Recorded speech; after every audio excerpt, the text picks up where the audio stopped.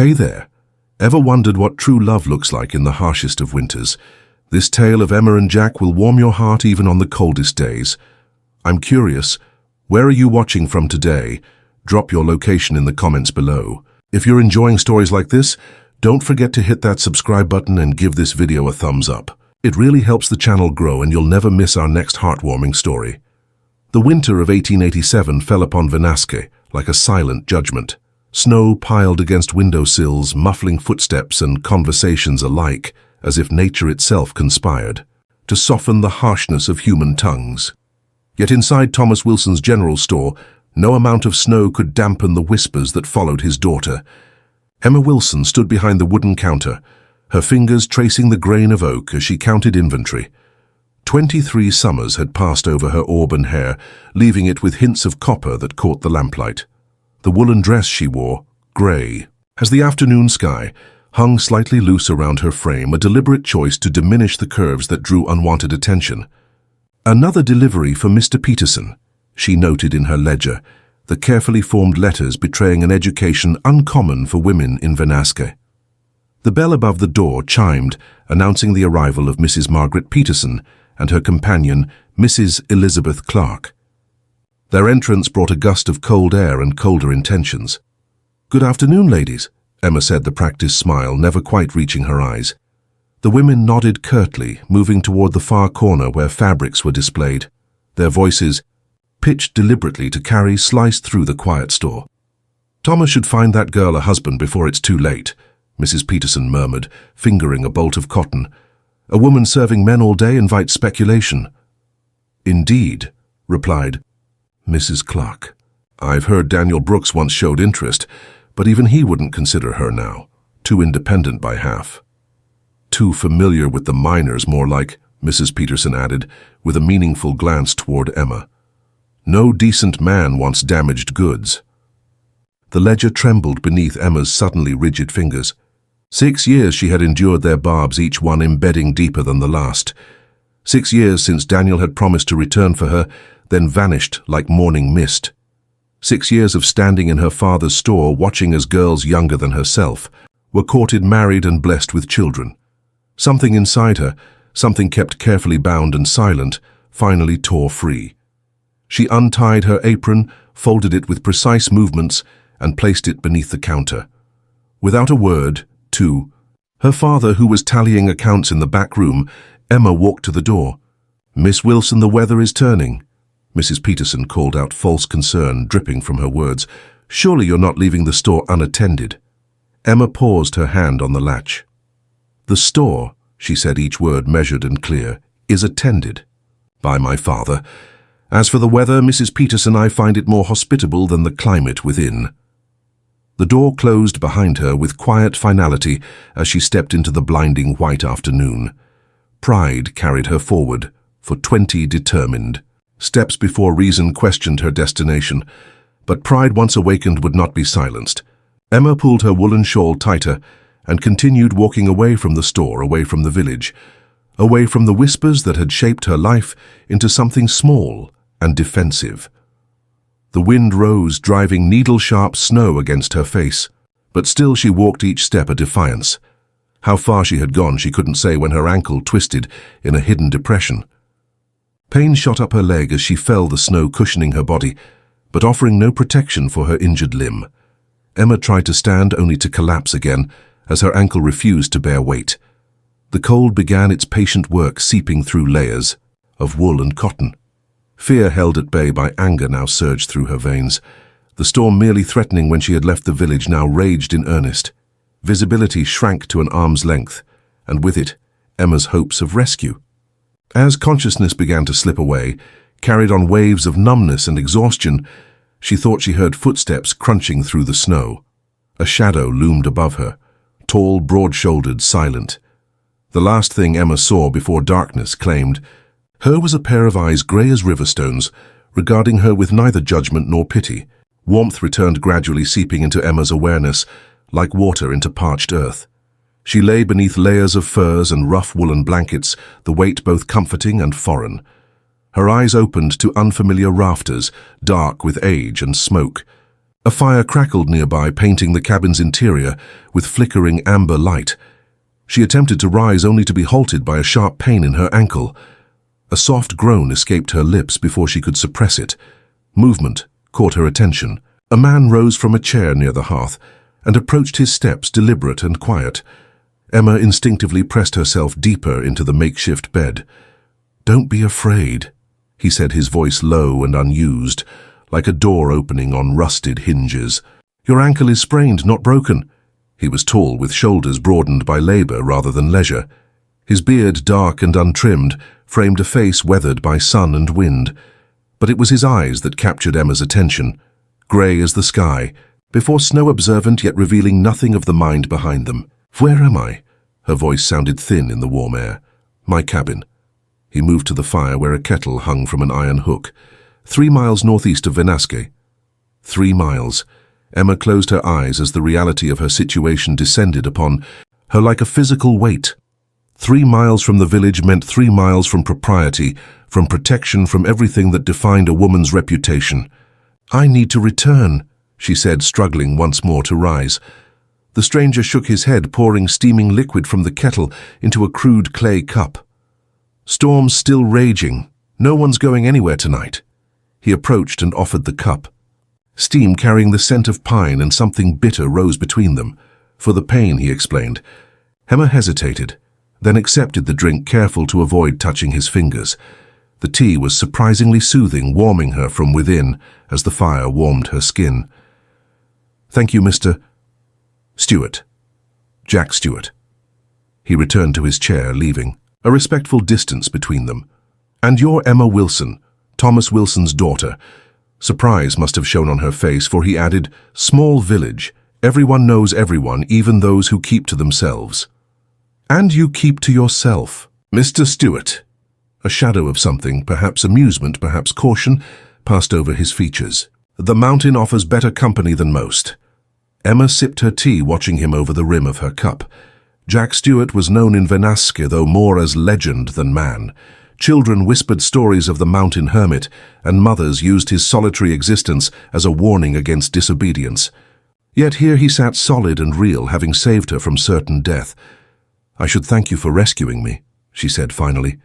"It was unwise of me to walk so far in such weather." Jack nodded once, accepting her gratitude without comment. He rose again, moving to a small wooden shelf where he retrieved a tin of salve. "May I?" he asked, gesturing toward her injured ankle. Emma's throat tightened. The impropriety of a strange man touching her, even for medicinal purposes, warred with the practical need for treatment. After a moment's hesitation, she nodded. His touch was clinical and brief, applying the salve with efficient movements before rewrapping her ankle in clean cloth. Not once did his eyes stray beyond the task at hand, a courtesy Emma had rarely experienced from men in the village. "You should rest," he said, returning to his chair. "I'll take you back once the storm passes." Emma settled back beneath the furs, acutely aware of her vulnerability. Yet despite the strangeness of her situation, she felt no fear of the silent mountain man. There was something in his methodical movements, in the careful distance he maintained. That spoke of respect rather than threat. As sleep began to reclaim her, aided by the tea and exhaustion, Emma realized she had not thanked him properly. But when she opened her mouth to speak, Jack Stewart raised a hand in gentle dismissal. "Words aren't needed for necessary things," he said quietly.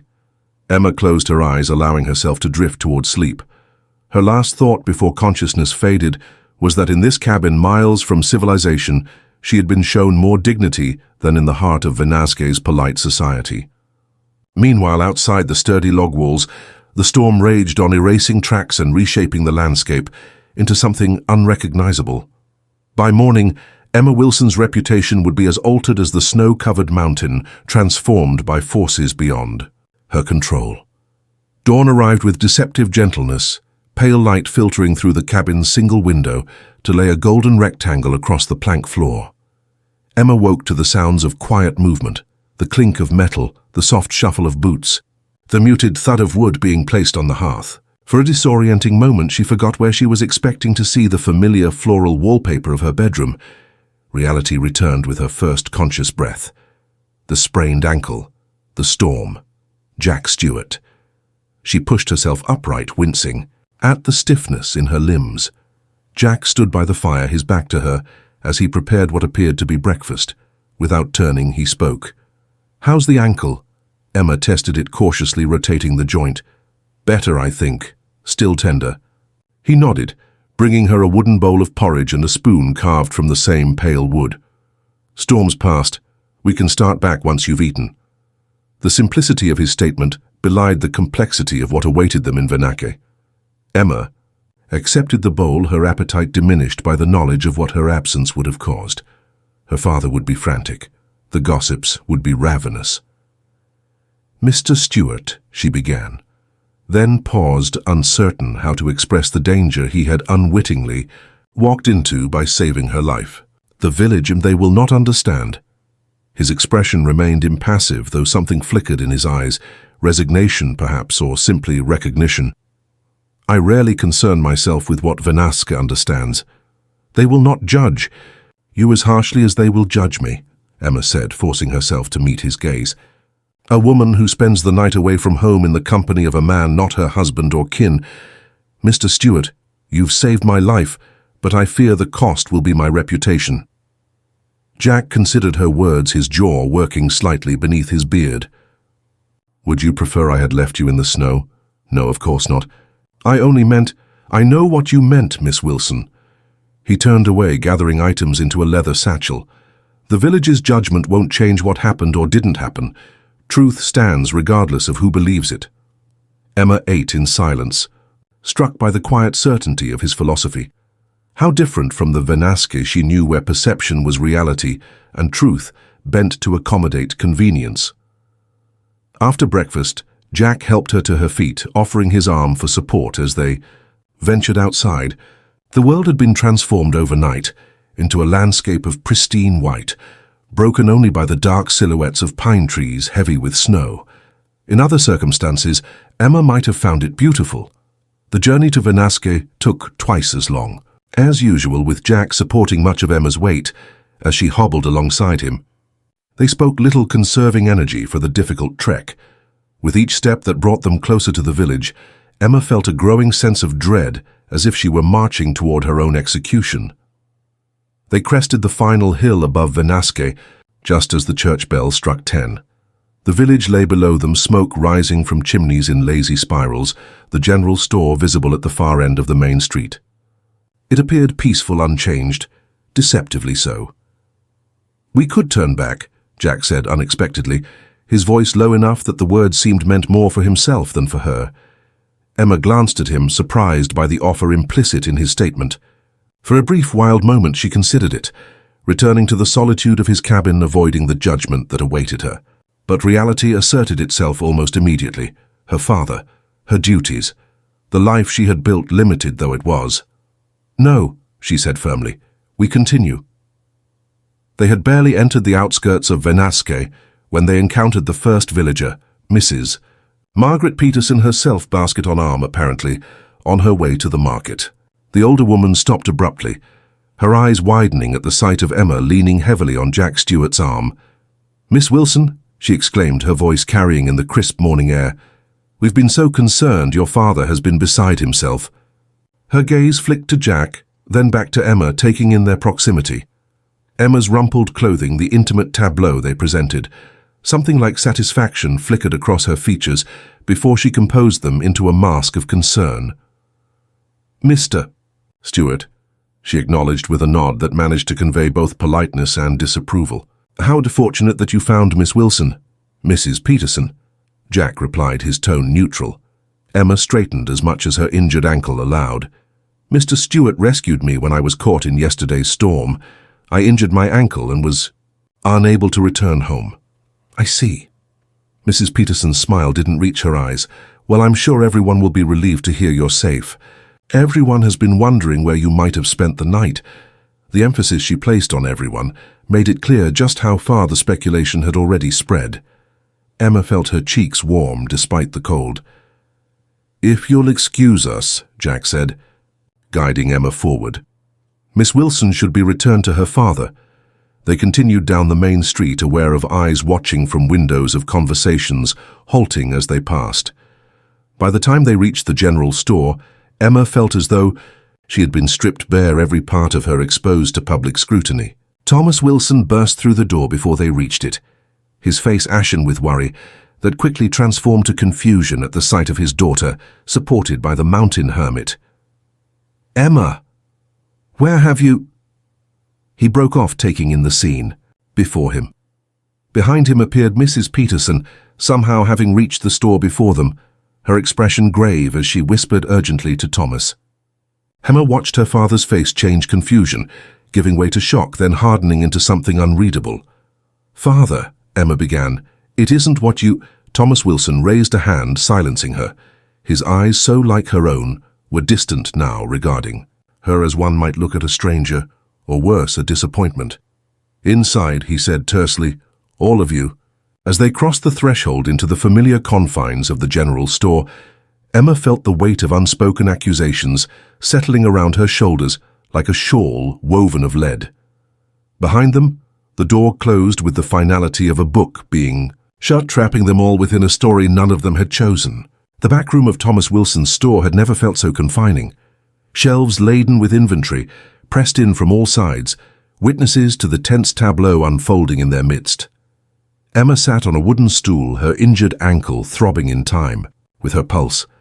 Jack Stewart stood near the door, a silent sentinel, while Thomas paced the narrow space between barrels of flour and crates of canned goods. Mrs. Peterson had appointed herself arbiter of the proceedings, perched on the room's only proper chair like a judge upon her bench. "There's only one way to resolve this situation," she declared, smoothing her skirts with practiced precision. "A hasty wedding is preferable to a ruined reputation." "There was no impropriety," Emma protested, her voice steady despite the panic fluttering in her chest. "Mr. Stewart saved my life, nothing more." Mrs. Peterson's thin lips curved into a smile devoid of warmth. "My dear, it doesn't matter what did or didn't occur. You spent the night alone with a man not your kin. In the eyes of Vinaske, the damage is done." "This is absurd." Emma turned to her father, seeking an ally. "Father, surely you don't believe—" Thomas Wilson's shoulders sagged beneath his woolen vest, a man suddenly aged beyond his years. "What I believe doesn't matter, Emma. Mrs. Peterson, Keir's right, the town will talk, they'll never let this rest." "Let them talk. Their gossip is not worth 2 lives altered forever." "It isn't just gossip," Thomas said quietly. "It's our livelihood. Who will trade with a man whose daughter is—" He couldn't finish the sentence, the implied accusation hanging in the air between them. Throughout the exchange, Jack had remained silent, his expression unreadable. Now he stepped forward, drawing all eyes to his imposing figure. "Miss Wilson bears no blame in this," he said, his deep voice filling the small room. "If marriage is required to preserve her reputation, then I will do what is necessary." Emma stared at him, astonished by his offer and shamed by its necessity. This stranger who owed her nothing was willing to sacrifice his solitude to protect her from wagging tongues. "Mr. Stewart," she began, uncertain what she meant to say. He met her gaze steadily. "I have little to offer beyond shelter and respect, but both are yours if you accept." A terrible silence followed his words. Emma felt suspended between moments, between futures. To refuse meant social ostracism. Her father's business ruined her life in Vinaske, effectively over. To accept meant binding herself to a man she hardly knew, leaving behind everything familiar for a solitary existence on the mountain. "Well," Mrs. Peterson prompted, satisfaction evident in her tone. She had orchestrated precisely the outcome she desired. The troublesome Wilson girl removed from Vinaske, and the unsettling mountain man properly civilized through matrimony. Emma rose unsteadily to her feet, pride straightening her spine despite the pain in her ankle. If she must choose a cage, she would at least select one with a view of the sky. "I accept your offer, Mr. Stewart," she said, her voice clear and carrying. "Though I wish it came under different circumstances." Jack nodded once, acknowledging both her acceptance and its reluctance. No joy, no anticipation, merely 2 people agreeing to terms born of necessity rather than affection. "Then it's settled," Mrs. Peterson declared, standing, as if to signal the conclusion of a successful negotiation. "I'll speak with Reverend Collins immediately. The ceremony can take place tomorrow morning." "So soon?" Thomas asked, startled out of his resigned silence. "The sooner this matter is resolved, the better for all concerned," Mrs. Peterson replied, her tone brooking no argument. "Mr. Stewart can return to his home house tonight and come for Miss Wilson after the ceremony." Emma's hands trembled slightly as the reality of her situation crystallized around her. By this time tomorrow she would be Mrs. Jack Stewart, leaving Venasque for a cabin in the wilderness, with a husband she barely knew. Jack moved toward the door, pausing beside Emma. "Until tomorrow, then," he said quietly, for her ears alone. Something, in his tone, not quite gentleness but a kind of steady assurance, steadied her trembling hands. "Until tomorrow," she echoed. After he departed, Emma faced her father across the suddenly empty-feeling room. Thomas Wilson couldn't meet his daughter's eyes. His gaze fixed instead on the ledger lying open on his desk, rows of numbers that suddenly seemed insignificant compared to the cost being exacted from his only child. "I'm sorry, Emma," he said at last, the words emerging stiff and unpracticed. "If there were any other way—" Emma smoothed her skirt, a gesture inherited from her mother, who had faced her own disappointments with similar composure. "Would you have preferred I died in the snow, Father?" He flinched as if struck. "Of course not. Then there's nothing to apologize for. We all do what necessity demands." That evening, as Emma packed her meager belongings into a single trunk, she paused at the small mirror above her washstand. The face that looked back was unchanged, the same auburn hair, the same determined eyes, yet somehow unfamiliar, as if she were already becoming someone else. Mrs. Jack Stewart. A woman of the mountain, not the village. She wondered what Jack was doing at that moment. Was he also preparing for their shared future, perhaps clearing space in his cabin for her possessions? Or was he regretting his impulsive offer, dreading the intrusion into his solitary existence? Outside her window, snow began to fall again, gentle now, rather than threatening. Each flake drifted down like a moment of her old life, accumulating into a blanket that would cover everything familiar, transforming it into something new and yet to be mapped. By morning, paths would need to be broken through fresh snow. By morning, Emma Wilson would take her first steps on a journey with no charted destination, led by a man whose heart remained as uncharted as the wilderness he called home. The church stood stark against the snow-laden sky, its weathered steeple reaching toward heaven like a supplicant's hand. Inside, no flowers adorned the altar, no ribbons festooned the pews. This was a ceremony of necessity, not celebration. Emma stood at the entrance, her best dress, navy blue wool with a collar of tatted lace, feeling suddenly inadequate for the occasion. Beside her, Thomas Wilson offered his arm with formal stiffness, as if escorting a stranger. "Are you certain, Emma?" he asked, his voice barely audible over the whispering of the small congregation. "There might be another way." Emma glanced toward the altar where Jack Stewart waited. He had made an effort for the occasion. His beard trimmed, his hair combed back from his forehead, his usual buckskins replaced by a somber suit that sat uneasily, on his frame borrowed perhaps from someone in the village. The sight of him so obviously uncomfortable, yet standing there nonetheless, stiffened her resolve. "There is no other way, Father," she replied. "Not if we wish to remain in Venasque." The knowledge that she herself would not remain regardless of this marriage hung unspoken between them. The small congregation parted as Emma and her father proceeded down the aisle. Faces turned to watch her passing, some curious, some pitying, none celebratory. Mrs. Peterson sat in the front pew, her expression that of a person admiring their own handiwork. At the altar, Thomas released Emma's arm with a brief squeeze that contained all the words he could not speak. She stood beside Jack, close enough to notice the scent of pine that clung to him, despite his formal attire, to see the tension in his jaw as he faced the Reverend.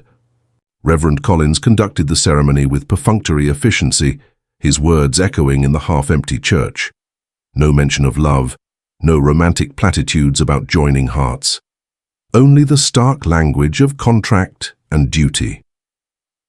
"Do you, Jack Stewart, take this woman to be your lawfully wedded wife, Jack's voice, when it came, was steady. "I do." "And do you, Emma Wilson, take this man to be your lawfully wedded husband?" Emma's gaze travelled beyond the Reverend to the stained glass window behind him. A shaft of winter sunlight pierced the coloured panes, casting a prism of light across the austere altar. In that spectrum, she saw the finite options before her, a life of whispers in Venasque, or an uncertain future with this solemn mountain man. "I do," she said, the words falling from her lips like stones into still water. No ring was exchanged. Jack had not had time or means to procure one. Instead, the Reverend bound their hands together with a white cloth, a symbol of their union more constraining than any band of gold.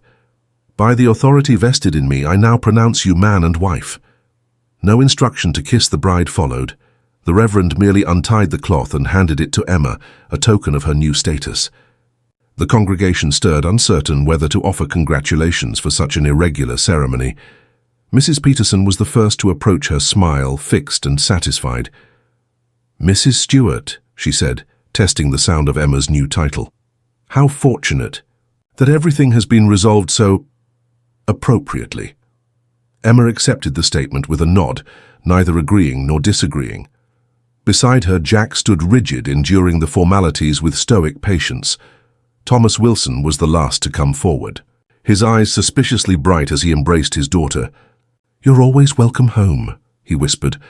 Though both knew the offer was empty, Venasque would never again be home for Emma. The journey to Jack's cabin, her cabin now she supposed, began immediately after the ceremony. Her trunk had been loaded onto a sturdy sled, which Jack pulled through the snow with seemingly effortless strength. Emma walked beside him, her ankle mostly healed but still tender, necessitating a slower pace. They left Venasque behind its church steeple, diminishing with each step, until it was merely a dark line against the white horizon. Neither spoke as they navigated the snow-covered trail. What was there to say? They were strangers, bound by circumstance, embarking on a shared life neither had sought. The forest enveloped them, pine boughs heavy with snow, creating a cathedral of white and green. Emma's breath formed clouds in the cold air, the only visible evidence of her presence in this wilderness. She wondered if that was how her life would be now, reduced to the most basic signs of existence, leaving no more mark on the world than breath on cold air. "It isn't far now," Jack said, breaking the hours-long silence. "Just beyond that ridge." Emma nodded, conserving her energy for the final ascent. Fatigue dragged at her limbs, the emotional toll of the day weighing as heavily as physical exertion. They crested the ridge as late afternoon light gilded the snow-covered landscape. Below them lay a small clearing, at its center the log cabin, where Emma had awakened after the storm. Smoke curled from the stone chimney, evidence that Jack had prepared for their arrival before coming to the church. "It isn't much," he said, something almost like apology in his tone. Emma studied what was now her home, solid walls of hand-hewn logs, a roof sturdy enough to withstand mountain winters, windows small but positioned to catch both morning and afternoon light. Simple, utilitarian, but built with evident care. "It's more than many have," she replied truthfully. They descended to the clearing, the last leg of a journey that had begun with a flight from gossip and ended with an irreversible commitment. Jack pushed open the cabin door, then surprised Emma by turning to her. "Custom says I should—" He hesitated, clearly uncomfortable. Emma realized he meant to carry her across the threshold, a wedding tradition that seemed absurdly formal given the circumstances. Yet something in his awkward offer touched her.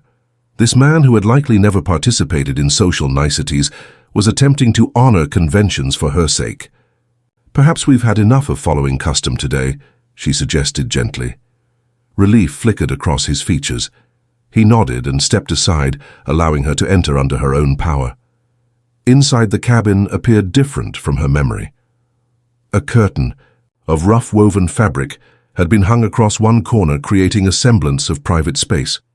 The single chair had been joined by another slightly smaller, but made with the same careful craftsmanship. On the table sat a crude vase containing sprigs of winter berries, a splash of red against the cabin's muted palette. These small adjustments, clearly made in anticipation of her arrival, affected Emma more deeply than any grand gesture could have. "Jack Stewart," man of few words and fewer social graces, had tried to make space for her in his solitary life. "Thank you," she said, the simple phrase encompassing more than the immediate preparations. Jack inclined his head in acknowledgement, then moved to bring in her trunk. As he maneuvered the heavy box through the door, Emma caught sight of a small wooden figure on the shelf near the hearth. A bird in flight, each feather intricately carved. An unexpected glimpse into the soul of the man who was now her husband. The reality of their situation settled around them as evening approached. Two strangers, now legally bound, facing the first of many nights under the same roof. Jack busied himself preparing a simple meal, moving with the efficiency of one accustomed to domestic solitude. Emma unpacked her few belongings, arranging them in the space he had cleared for her behind the curtain. When they finally sat down to eat, the silence between them felt heavier than before, laden with unasked questions and unvoiced concerns. Emma broke it first, needing to establish some framework for their unusual partnership. "We should discuss arrangements," she said carefully. "Expectations." Jack regarded her steadily across the rough wooden table. "I expect nothing from you that you're not willing to give," he said simply. "This marriage was not of your choosing." "Nor yours," Emma pointed out. A corner of his mouth lifted slightly, not quite a smile, but an acknowledgement. "No, but having made the choice to offer, I'll honor what it entails." "And what does it entail in your view?" Jack considered the question with the same deliberation he seemed to apply to all things. "Respect," he said finally. "Honesty. A fair division of labor. Beyond that," he shrugged, "we'll find our way as we go." The practicality of his approach steadied Emma. No flowery promises, no unrealistic expectations, just a straightforward assessment of their situation and a willingness to navigate it together. "That seems reasonable," she agreed. Later, as she lay in her makeshift bed behind the curtain, listening to Jack's measured breathing from his pallet near the hearth, Emma realized that for all the strangeness of her circumstances, she felt an unexpected sense of peace. The mountain's silence pressed against the cabin walls, vast and indifferent, yet within this small shelter, two people had begun to carve out an understanding that, if not based on love, at least offered the potential for something honest. Outside, wind stirred the pines, their needles brushing against one another with whispered secrets. Emma closed her eyes, allowing the rhythm of the forest to lull her toward sleep. Her last conscious thought was that while she had left much behind in Venasque, perhaps what lay ahead in this rough cabin might offer something she had never truly had in the village: the freedom to discover who she might become when not shaped by others' expectations. Days on the mountain passed with a rhythm entirely different from life in Venac. In the village, time had been marked by church bells, deliveries to the store, the predictable patterns of commerce and gossip. Here the divisions were more elemental: darkness and light, warmth and cold, hunger and satiation. Emma adapted slowly, learning the small rituals that composed Jack's solitary existence. He rose before dawn, checking traps set the previous evening, returning with rabbit or grouse that would sustain them through the day. Water came from a spring behind the cabin, sheltered from freezing by an ingenious system of stones, heated in the fire and placed in strategic locations. Wood needed constant replenishing, a task Jack performed with methodical precision, each log split and stacked, with an economy of movement that spoke of years of practice. For her part, Emma established her own routines. The cabin, while clean and functional, lacked the smaller comforts she had taken for granted. She set about creating them. A braided rug from scraps of fabric she'd brought from the village, sachets of pine needles, and dried herbs to freshen the air shelves rearranged to accommodate the few books she'd managed to pack in her trunk. They moved around each other carefully, like dancers unfamiliar with the steps, yet determined not to tread on toes. Conversation remained practical, focused on immediate needs and tasks. "The flour is running low. Snow's coming from the north. This pot needs mending." Words exchanged like currency, exact change, only no excess. A week into their strange marriage, Emma discovered a small desk tucked into the corner furthest from the hearth. Its surface was bare, save for an inkwell, and a single quill, both covered in a fine layer of dust. Below the desktop, a drawer stood slightly ajar. Emma hesitated, aware that she was crossing some invisible boundary. Thus far, Jack had been generous in sharing his space, but this desk clearly belonged to his private world. Yet curiosity, that same impulse that had driven her out into the snowstorm, now pulled her forward. The drawer slid open with a whisper. Of wood against wood. Inside lay a single envelope yellowed with age, addressed in a flowing feminine hand to "My dearest Jack." The flap was unsealed, the letter within exposed to view. Emma withdrew the pages with careful fingers, conscious of their fragility.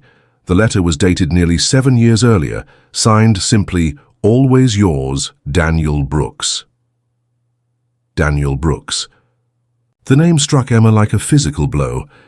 The man who had once courted her, who had promised to return to Vinake for her, had written to Jack Stewart impossible. And yet the evidence lay in her trembling hands. She began to read each word, burning into her consciousness with terrible clarity. "My dearest Jack, I write with news that will cause you pain, for which I am sorry. Emma Wilson has accepted my proposal of marriage. I know this comes as a shock given what you've confided about your feelings for her. Please believe I had no intention of betraying our friendship when I first called upon her at her father's store. But surely you must see the impossibility of your situation. A man of your background, living as you do, could offer her nothing but hardship. With me, she will have security, respectability, all the things a woman desires. It is for the best, Jack. I depart tomorrow for San Francisco on business, but will return within the month to make it official. Perhaps by then you will have found it in your heart to forgive me. We have been friends too long to let a woman come between us, no matter how special she may be. Always yours, Daniel Brooks." Emma refolded the letter with numb fingers, its implications, unfolding in her mind like a poisonous flower. Daniel had known of Jack's feelings for her, had deliberately pursued her anyway, had written this callous justification, and then had never returned to Vinake at all. No proposal had ever been made, no promises exchanged, beyond vague mentions of a future together. She had waited for a man who considered her nothing more than a prize to be won from a friend, a trophy to display his superior social standing. The sound of the cabin door opening startled her from her thoughts. She turned to find Jack standing in the entrance snow, dusting his shoulders like powdered sugar, his eyes immediately fixing on the letter in her hands. A terrible stillness came over him, more profound than his usual reserve. The muscle in his jaw tightened, once the only indication of emotional response. "I'm sorry," Emma said, though whether she apologized for prying into his private correspondence or for the contents of the letter she couldn't have said. Jack closed the door behind him, movements deliberate. He crossed to the hearth, adding a log to the fire with methodical precision, his back to her. "You never mentioned knowing Daniel," she said when the silence grew unbearable. "We grew up together," Jack replied, his voice controlled. "Before I came to the mountain." Emma glanced down at the letter still clutched in her hand. "He wrote about me, about feelings you supposedly had." Jack's shoulders stiffened momentarily. "Daniel often took liberties with the truth." "Then you didn't?" Emma couldn't complete the question. Jack turned finally, his expression inscrutable. "Does it matter now?" The question hung between them, simple yet layered with implications. Did it matter if Jack had once harbored feelings for her, if Daniel had betrayed both of them, if their current circumstances might have grown from seeds planted years ago?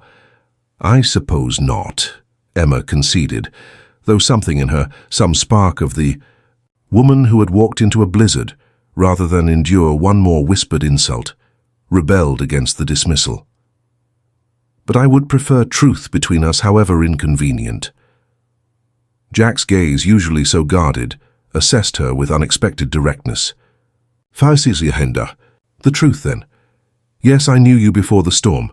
Not personally, but I saw you in the village at the store. I kept my distance because men like me don't approach women like you without cause. Men like you. Mountain men. Solitary. Rough." His mouth twisted slightly. "Damaged." The word hung in the air, revealing more than Jack had perhaps intended. Emma thought of Mrs. Peterson's cruel assessment.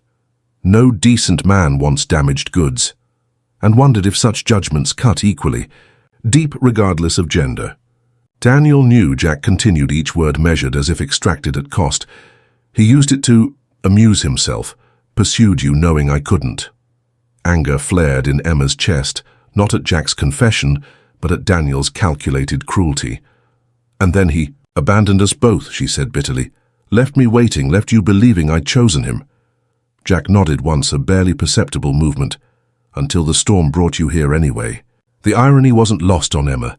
How circumstances had conspired to bring them together, despite Daniel's machinations, how a crisis had accomplished what conventional courtship could not. She returned the letter to its drawer, closing it with a decisive motion. "I waited 6 years for a man who never intended to return," she said, her voice steady despite the turmoil within. 6 years of allowing others to define my worth based on his abandonment. I won't waste another moment on Daniel Brooks. Something shifted in Jack's expression, not quite a smile, but a softening of the habitual reserve. "Nor will I," he agreed. That evening, as snow fell in gentle persistence outside the cabin windows, they sat before the fire, in a silence different from those that had preceded it. No longer the awkward quiet of strangers, but something more companionable, the silence of people who had glimpsed each other's wounds and found them strangely complementary. Emma's needle flashed in the firelight as she mended one of Jack's shirts. He worked nearby, knife-carving delicate patterns into a piece of pale wood. Neither spoke, yet both were acutely aware of the other's presence, of the subtle rhythm of shared breaths and occasional glances. Outside, darkness settled over the mountain like a cloak, stars emerging one by one in the clear patches between snow, clouds. Within the cabin walls, something else emerged, tenuous and undefined but undeniably present, a connection forged not from passion or convention, but from the simpler, stronger metal of shared truth. February yielded grudgingly to March, winter loosening its grip on the mountain with sullen reluctance. Patches of bare earth appeared, where sunlight lingered longest like islands in a receding sea of white. Inside the cabin, a similar thaw progressed between its inhabitants, slow, uneven, but perceptible. Emma discovered that Jack possessed an unexpected talent for carving. The wooden bird she had noticed on her first night was not an anomaly, but one of many such creations, each rendered with meticulous attention to detail. Animals primarily, foxes with alert ears, bears rising on hind legs, deer poised in mid-leap, all captured in attitudes so lifelike they seemed merely paused rather than inanimate. "Where did you learn?" she asked one evening, examining a newly completed owl, its eyes conveying a wisdom that transcended its wooden nature. Jack's hands, large and calloused from labor yet capable of such delicacy, stilled on the piece he was currently shaping. "My father was a cabinet maker," he said after a moment's consideration. "He taught me the basics. The rest came with practice." "They're beautiful," Emma said simply. "You have a gift." The compliment visibly disconcerted him, as if sincerity were a language he had forgotten how to translate. He nodded once in acknowledgement before returning to his work, but Emma noticed that his movements seemed less guarded afterward, more fluid. Small revelations continued as winter retreated. Jack possessed 3 books read so often, their bindings had cracked and been carefully mended, a volume of Thoreau's essays, a practical guide to wilderness survival, and, most surprising to Emma, a collection of Shakespeare's sonnets. This last showed the most wear-certain pages, marked with scraps of birch-bark corners, softened by repeated turning. Emma had brought her own modest library, 6 books that had sustained her through years in Vanasque. Jane Austen's Pride and Prejudice, Charlotte Bronte's Jane Eyre, George Eliot's Middlemarch, Louisa May Alcott's Little Women, Walt Whitman's Leaves of Grass, and a slim volume of Emily Dickinson's poetry. One evening, finding Jack examining the Dickinson collection with evident curiosity, Emma offered hesitantly, "Would you like me to read some aloud?" The question hung between them like a fragile object, the first genuinely social overture either had made. Jack's expression revealed nothing, but he returned to his chair by the fire and nodded once permission granted. Emma selected a poem she had always found comforting in its stark honesty. "Hope is the thing with feathers. That perches in the soul and sings the tune without the words, and never stops at all." Her voice, unused to extended speech, gained confidence as she continued the familiar cadences, soothing in their predictability. When she finished, the silence that followed felt expectant rather than empty. "She understands solitude," Jack observed, surprising Emma with this evidence that he had not merely listened, but comprehended the poet's essence. "Yes," Emma agreed, "though I sometimes wonder if she chose it or if it chose her." Jack's gaze, normally directed anywhere, but at her face, met hers with unexpected directness. "Does it matter if the result is the same?" The question struck Emma as pertinent to their own situation, a marriage not chosen but imposed, yet resulting in a shared life regardless of its origins. "Perhaps not," she conceded, "though intention shapes experience, I think." Something shifted in Jack's expression, not quite a smile, but a lessening of habitual guardedness. "Then we should be intentional in what remains within our control." It was the closest either had come to acknowledging that their future, however accidentally arrived at, contained possibilities not dictated by circumstance. As March progressed, Emma ventured further from the cabin each day, mapping her new domain. With steps that grew more confident as her familiarity increased, she discovered a small clearing where early wildflowers pushed through melting snow, a brook that sang with increasing volume as ice released its grip, a stand of birch trees whose pale trunks glowed in late afternoon light like polished ivory. Jack neither encouraged nor discouraged these explorations, though Emma sometimes looked up from examining a plant or stone to find him watching from a distance, his expression unreadable. She wondered if he worried for her safety or merely marveled at her growing comfort in his wilderness. Their daily routine settled into comfortable patterns. Jack continued to rise before dawn, checking traps and hunting when necessary, returning mid-morning with whatever the forest had provided. Emma kept the cabin in order, preparing meals, mending clothing, preserving excess meat for leaner times. Evenings found them engaged in parallel activities before the fire, Jack carving, Emma reading or sewing, the silence between them growing more companionable with each passing night. They still occupied separate sleeping areas, Emma behind, her curtain Jack on his pallet near the hearth, maintaining a physical distance that reflected their emotional caution. Yet increasingly, Emma found herself aware of his presence even when they were apart, attuned to the rhythm of his movements, the cadence of his rare speech, the subtle shifts in his expression that served as his primary language. One morning in late March, Emma woke to find a small wooden box beside her bed, its surface polished to a soft gleam. No note accompanied it, none was needed. Only Jack could have placed it there.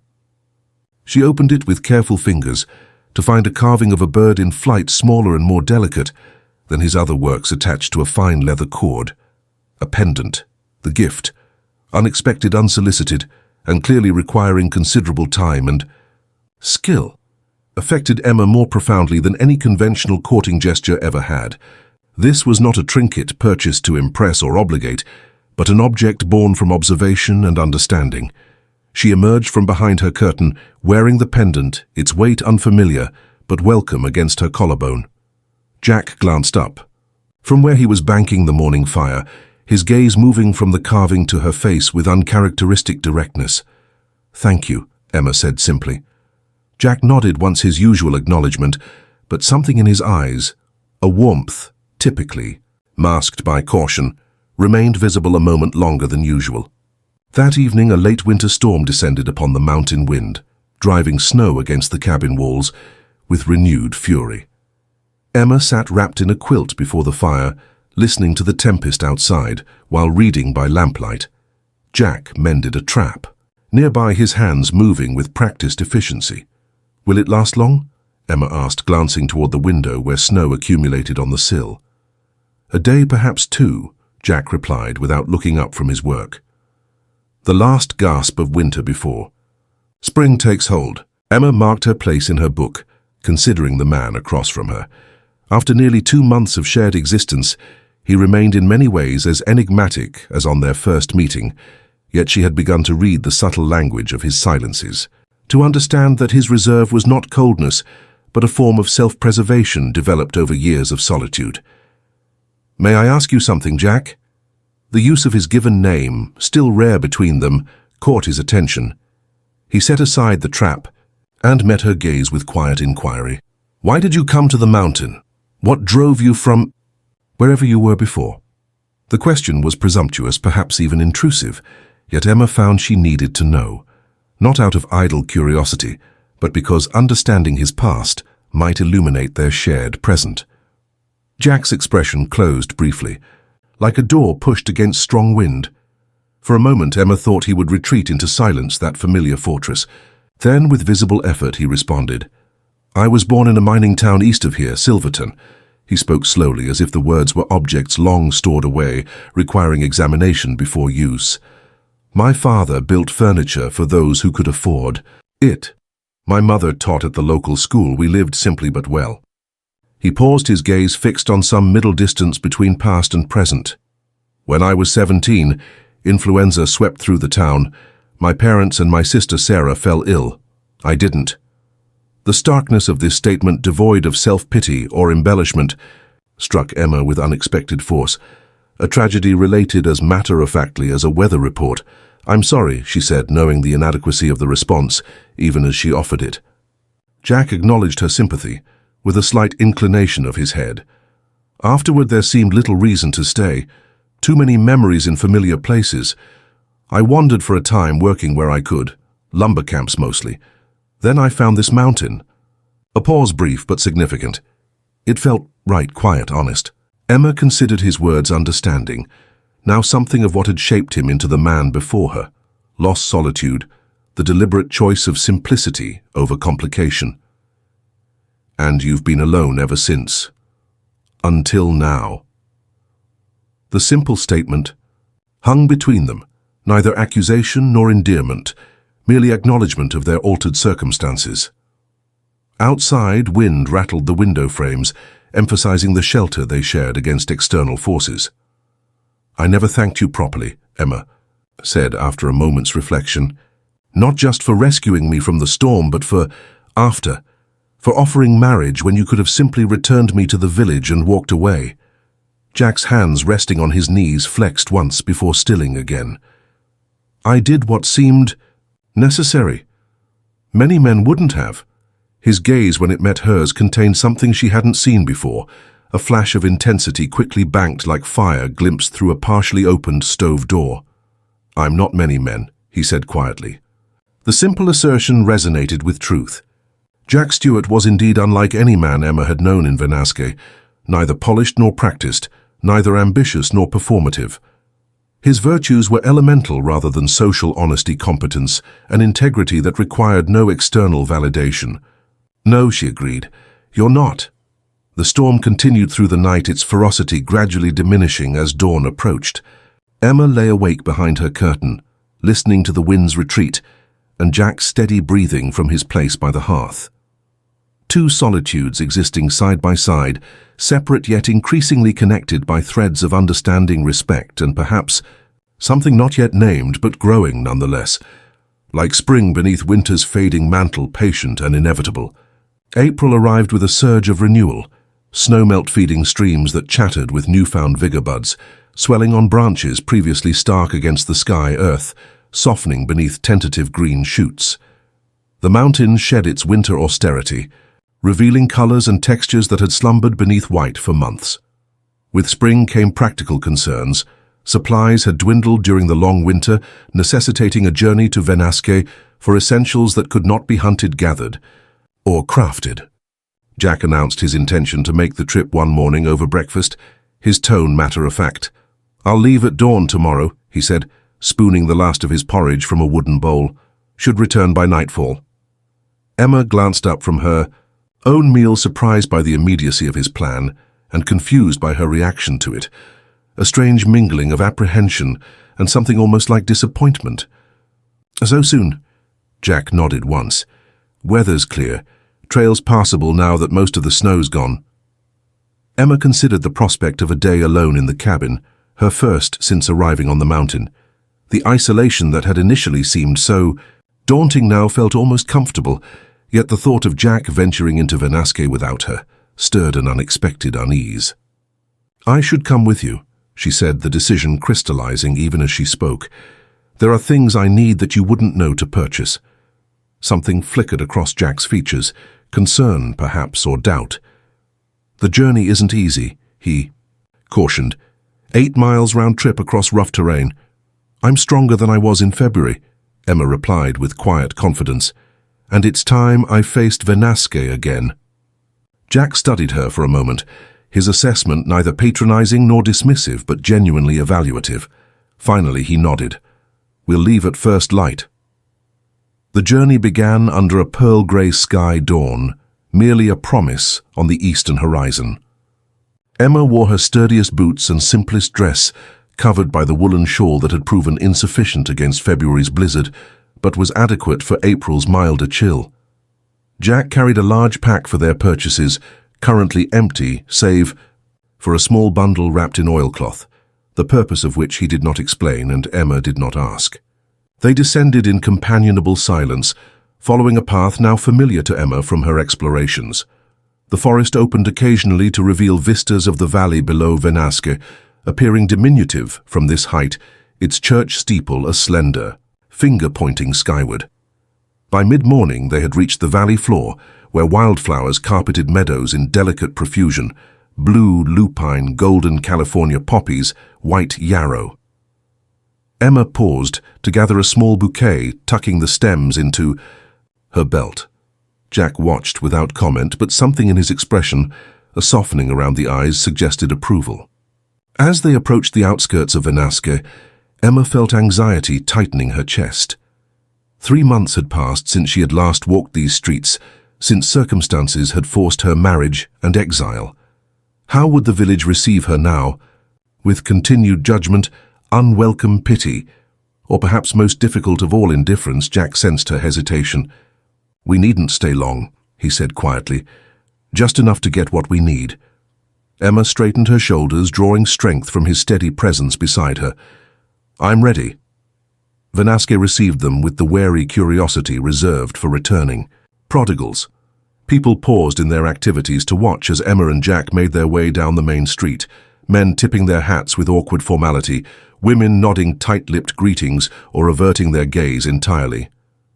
Mrs. Peterson, emerging from the milliner's shop, actually crossed to the opposite boardwalk to avoid direct encounter. The general store, once Emma's entire world, now seemed smaller than memory suggested its weathered sign, creaking slightly in the spring breeze. She hesitated at the entrance, suddenly uncertain. Jack remained beside her, silent support rather than pressure. "I'll wait here," he offered, clearly sensing her need to face this particular threshold alone. Emma nodded gratefully and pushed open the familiar doorbell, chiming her arrival, just as it had countless times before. The interior smelled of coffee tobacco and the peculiar potpourri of dry goods, comforting in its familiarity, yet now strangely distant, like a childhood home revisited in adulthood.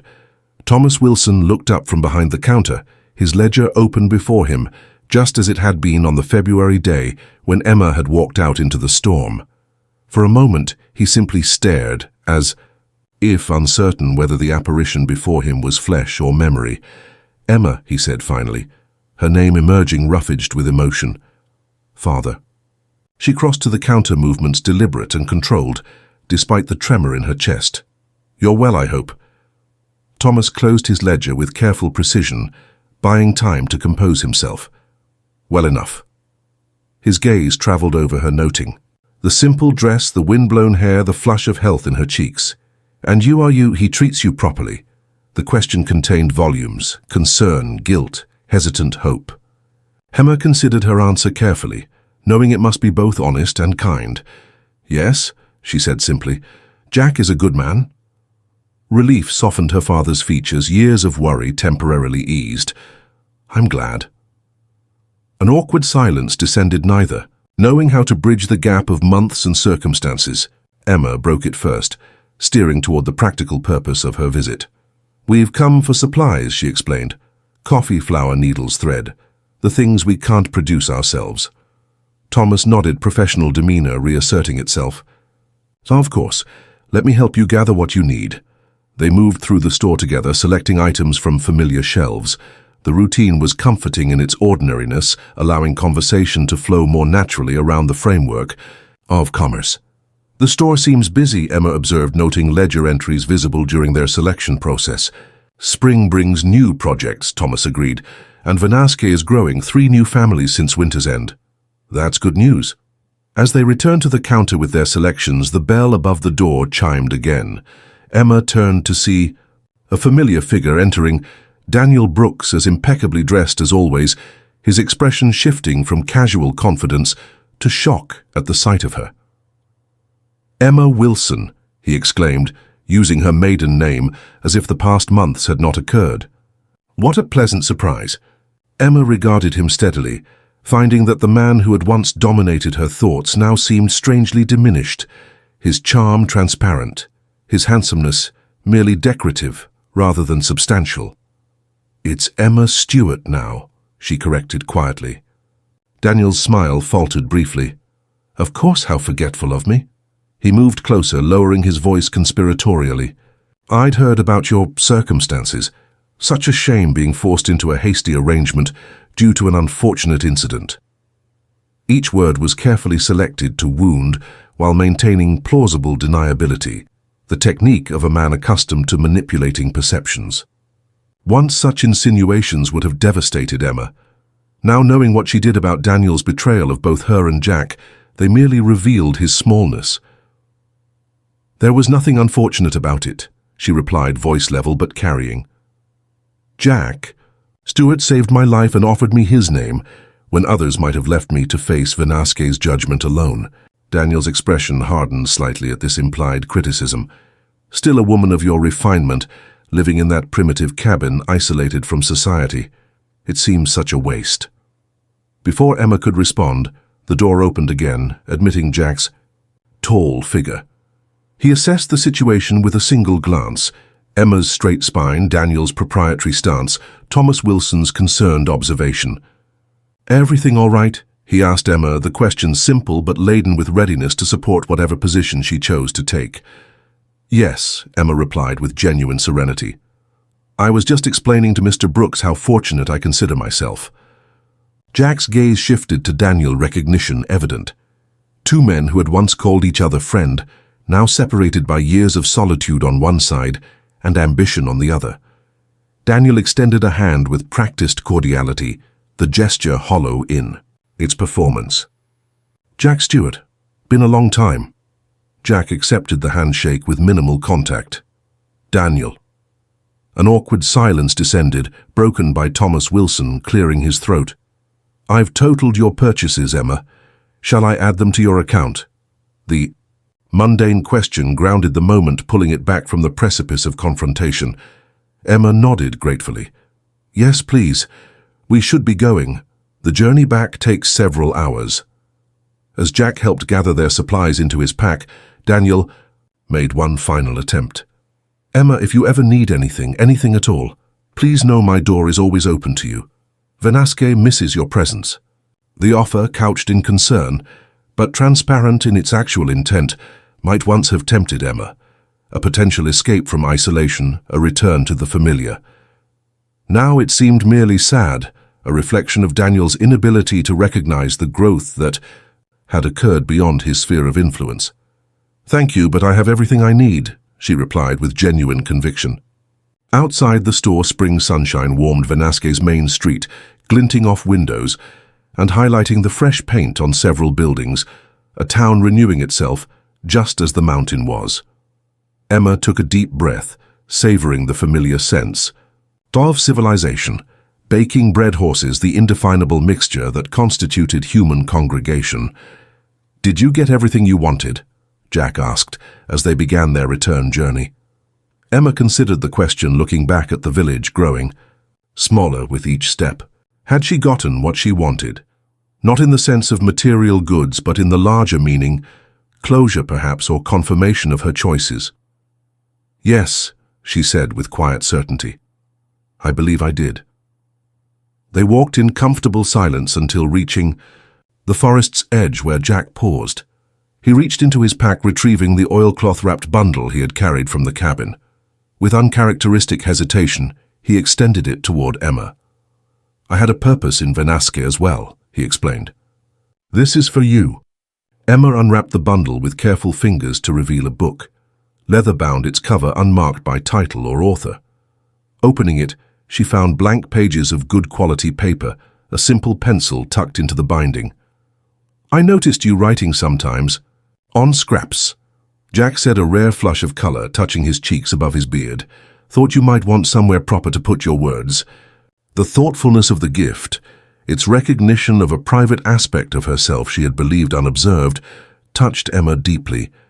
Jack had seen not just her physical presence in his cabin, but the workings of her mind, her need to capture thoughts on paper. "Thank you," she said, the simple phrase inadequate to express the fullness of her gratitude. Jack nodded once, accepting both her thanks and the deeper acknowledgement behind it. They resumed walking the path, steepening as it began its ascent toward the mountain's higher reaches. Below them, Venasque continued its spring routines. Commerce gossip, the small dramas that had once consumed Emma's attention. Above the cabin waited no longer merely shelter, but increasingly home. A place chosen rather than imposed, valued for its honesty rather than its comforts. As they climbed higher, Emma found herself matching her steps to Jack's steady rhythm. Their pace synchronized without conscious effort. The journal pressed against her side, a tangible reminder that observation flowed both ways in their quiet partnership, each seeing the other with increasing clarity, each making space for the other's essential nature. By the time they reached the halfway point of their ascent, Venasque had diminished to a collection of tiny structures, its importance in Emma's life similarly reduced. What lay ahead? The cabin, the mountain, the unspoken possibilities between herself and the man beside her, now occupied the larger portion of her thoughts, not as obligation but as choice. The future, like the path before them, remained challenging, uneven, but increasingly navigable through shared effort and growing understanding. May arrived in verdant splendor, the mountain shedding the last remnants of winter, as decisively as a snake sheds its outgrown skin.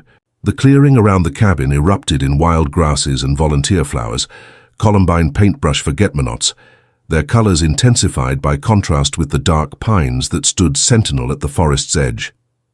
Emma, during her daily explorations, began bringing back seedlings and cuttings, establishing a small garden near the southern wall of the cabin, where sunlight lingered longest.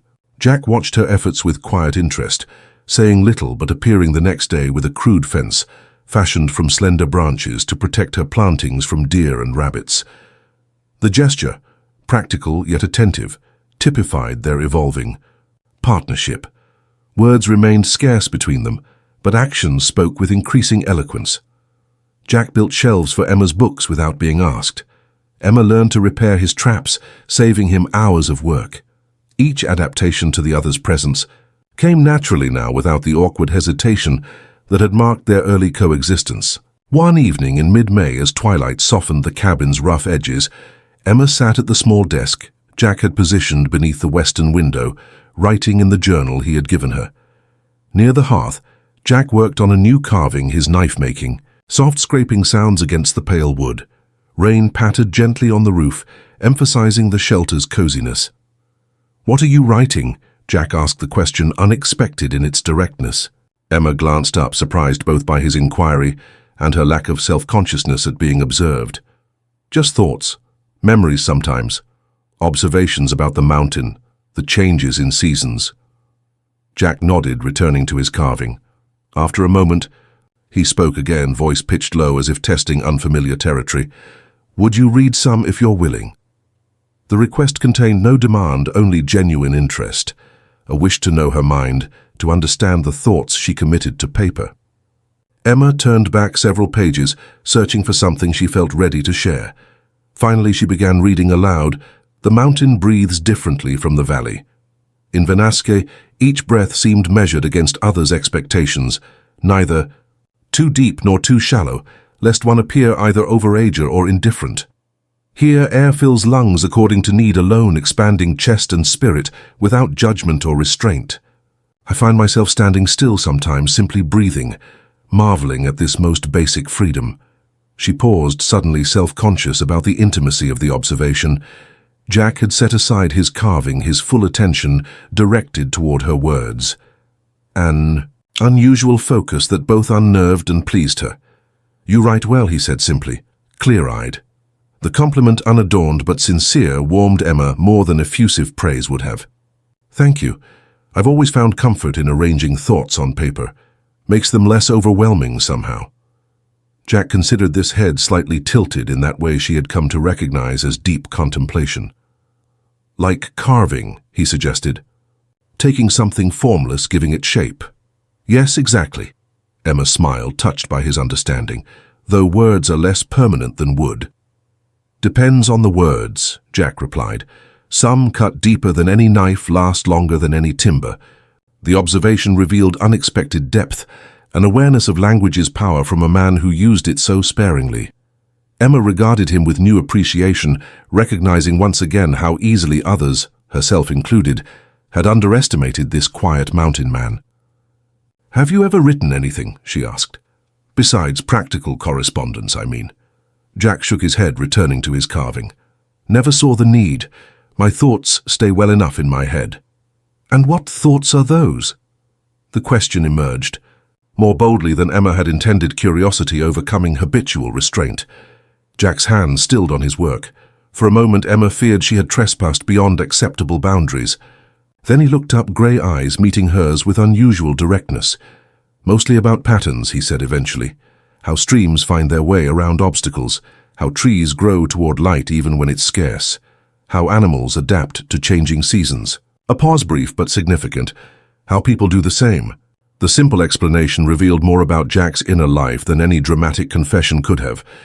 His attention to natural processes, his observation of persistence and adaptation, his inclusion of humanity within these larger patterns rather than separate from them. "And have we," Emma asked softly, "adapted?" The question hung between them, laden with unspoken complexity. Were they merely accepting their circumstances like trees bending to prevailing winds? Or was their adaptation something more purposeful, more conscious? Jack considered her question with characteristic thoroughness. "I think we're learning to," he said finally, "each in our own way." The rain intensified outside, droplets drumming against the roof in quickening rhythm. Inside, the fire popped and settled, casting warm light across the cabin's interior. Emma closed her journal, marking her place with a ribbon, and moved to sit in the chair opposite Jack's.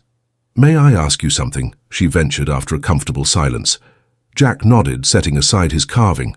A half-formed bird wings partially emerged from the wooden block. That day in Venasque with Daniel, Emma hesitated, uncertain how to frame her question without seeming to doubt. "You showed remarkable restraint. After what he did, what he wrote in that letter, most men would have fought him," Jack suggested when she trailed off, "made a scene." "Yes." Jack's expression remained contemplative rather than defensive. "Would it have changed anything, made the past different, made our present better?" "No," Emma admitted, "but it might have satisfied something more. Primal." A ghost of a smile touched Jack's lips, there and gone in an instant. "The mountain teaches patience," he said. "Vengeance is quick but rarely useful. Daniel's choices brought him one life, mine brought me another." His gaze, steady and direct, held Emma's. "I'm content with my portion." The simple declaration, not resignation but genuine acceptance, affected Emma deeply. In Venasque, men measured themselves against each other, constantly striving for advantage in business, social standing, romantic conquest. Jack's refusal to participate in such comparisons reflected not weakness but a different kind of strength, one based on internal values rather than external validation. "So am I," she said quietly, "content with my portion." Something shifted in Jack's expression, a softening around the eyes, a slight relaxation of his habitual reserve. He reached for his carving again, knife resuming its patient work. Emma retrieved her mending from the basket beside her chair, and they continued their evening activities in companionable silence, the rain providing gentle accompaniment to their unspoken harmony. Later, as Emma prepared for sleep behind her curtain, she heard Jack moving about the cabin, banking the fire for the night, checking the door latch, his usual routine. What was unusual was his voice, low and slightly hesitant, bidding her good night for the first time since she had come to the mountain. "Good night, Jack," she replied, the simple exchange feeling momentous despite its ordinariness. In the darkness, Emma lay awake listening to the rain's steady patter and Jack's breathing gradually deepening toward sleep. The distance between their separate sleeping places seemed simultaneously vast and negligible, a physical space easily crossed, yet maintained by mutual respect and unspoken agreement. She wondered if this was what marriage should be, not the formal arrangement witnessed by Vanasquez's disapproving congregation, nor the romantic fantasy peddled in novels, but this two people gradually fitting their lives together, like puzzle, pieces edges softening with use until the seams became almost invisible. Outside, spring rain continued to nourish soil long dormant under winter's rule. Inside, something equally vital but less tangible flourished in the quiet darkness. Trust, understanding, and perhaps the first tentative shoots of deeper feeling pushing upward toward an as-yet-unseen light.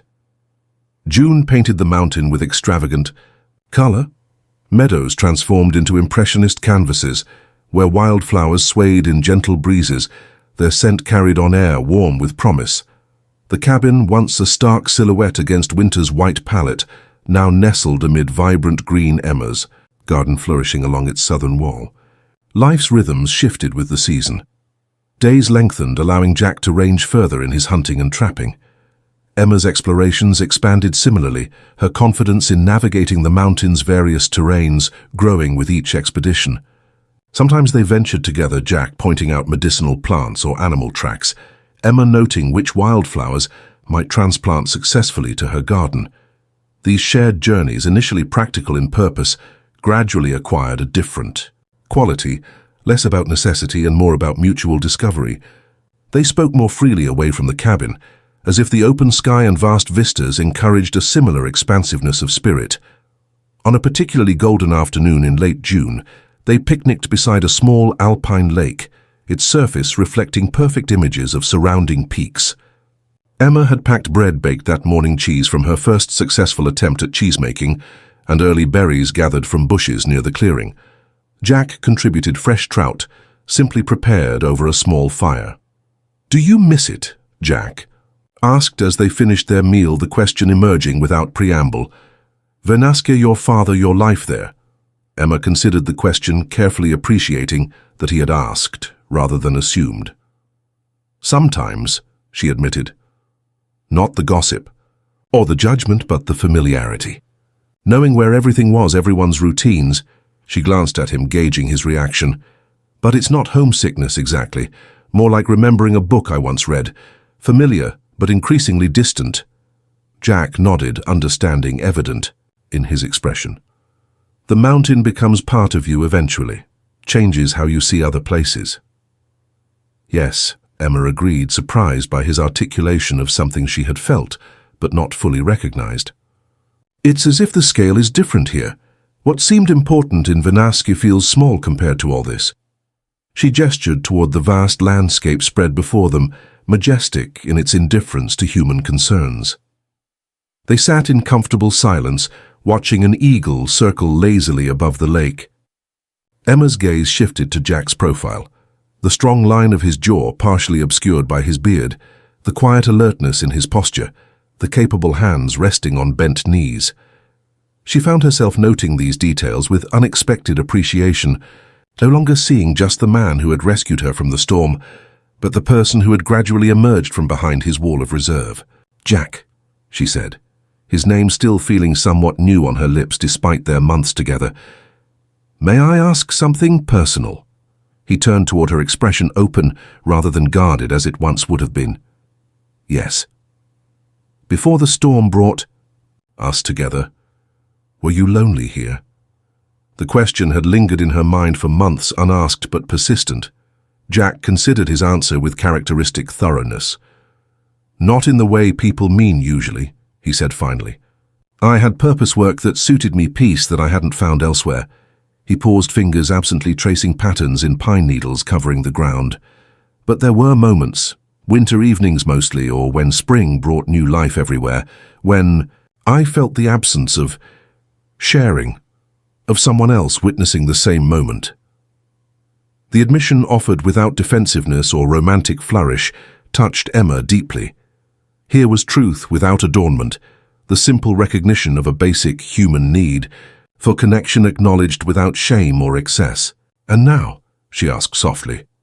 Jack's gaze met hers, directly, grey eyes clear as the lake beside them. Now those moments are different. The understated response contained more genuine feeling than any flowery declaration. Emma felt something shift between them, not dramatically but significantly, like a current changing direction beneath an apparently calm surface. Impulsively she reached out, covering his hand with her own. It was their first deliberate touch since he had tended her injured ankle months before. Jack's fingers remained still beneath hers for a heartbeat, then turned upward, intertwining with her smaller ones in cautious embrace. They sat thus connected for several minutes, watching the eagle's circular flight without speaking. The physical link between them seemed to render words temporarily unnecessary, as if touch provided a more direct form of communication. Eventually, practical concerns reasserted themselves, the afternoon waning chores awaiting completion before dark.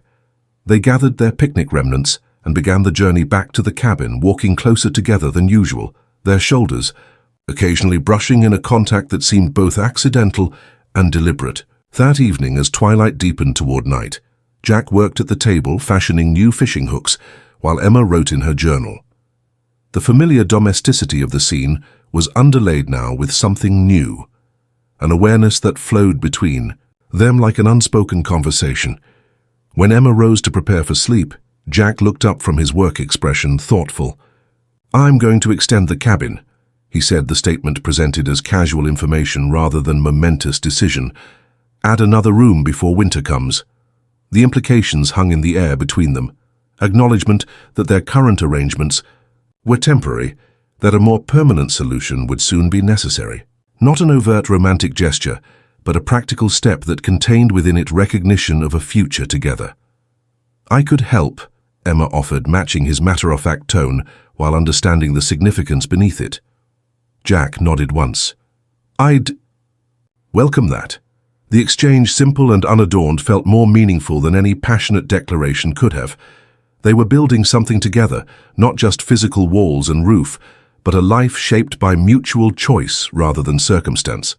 Later, behind her curtain, Emma recorded the day's events in her journal, struggling to capture the subtle shift that had occurred beside the alpine lake. Words seemed simultaneously excessive and insufficient to describe the gentle tipping of emotional scales, the quiet recalibration of expectations.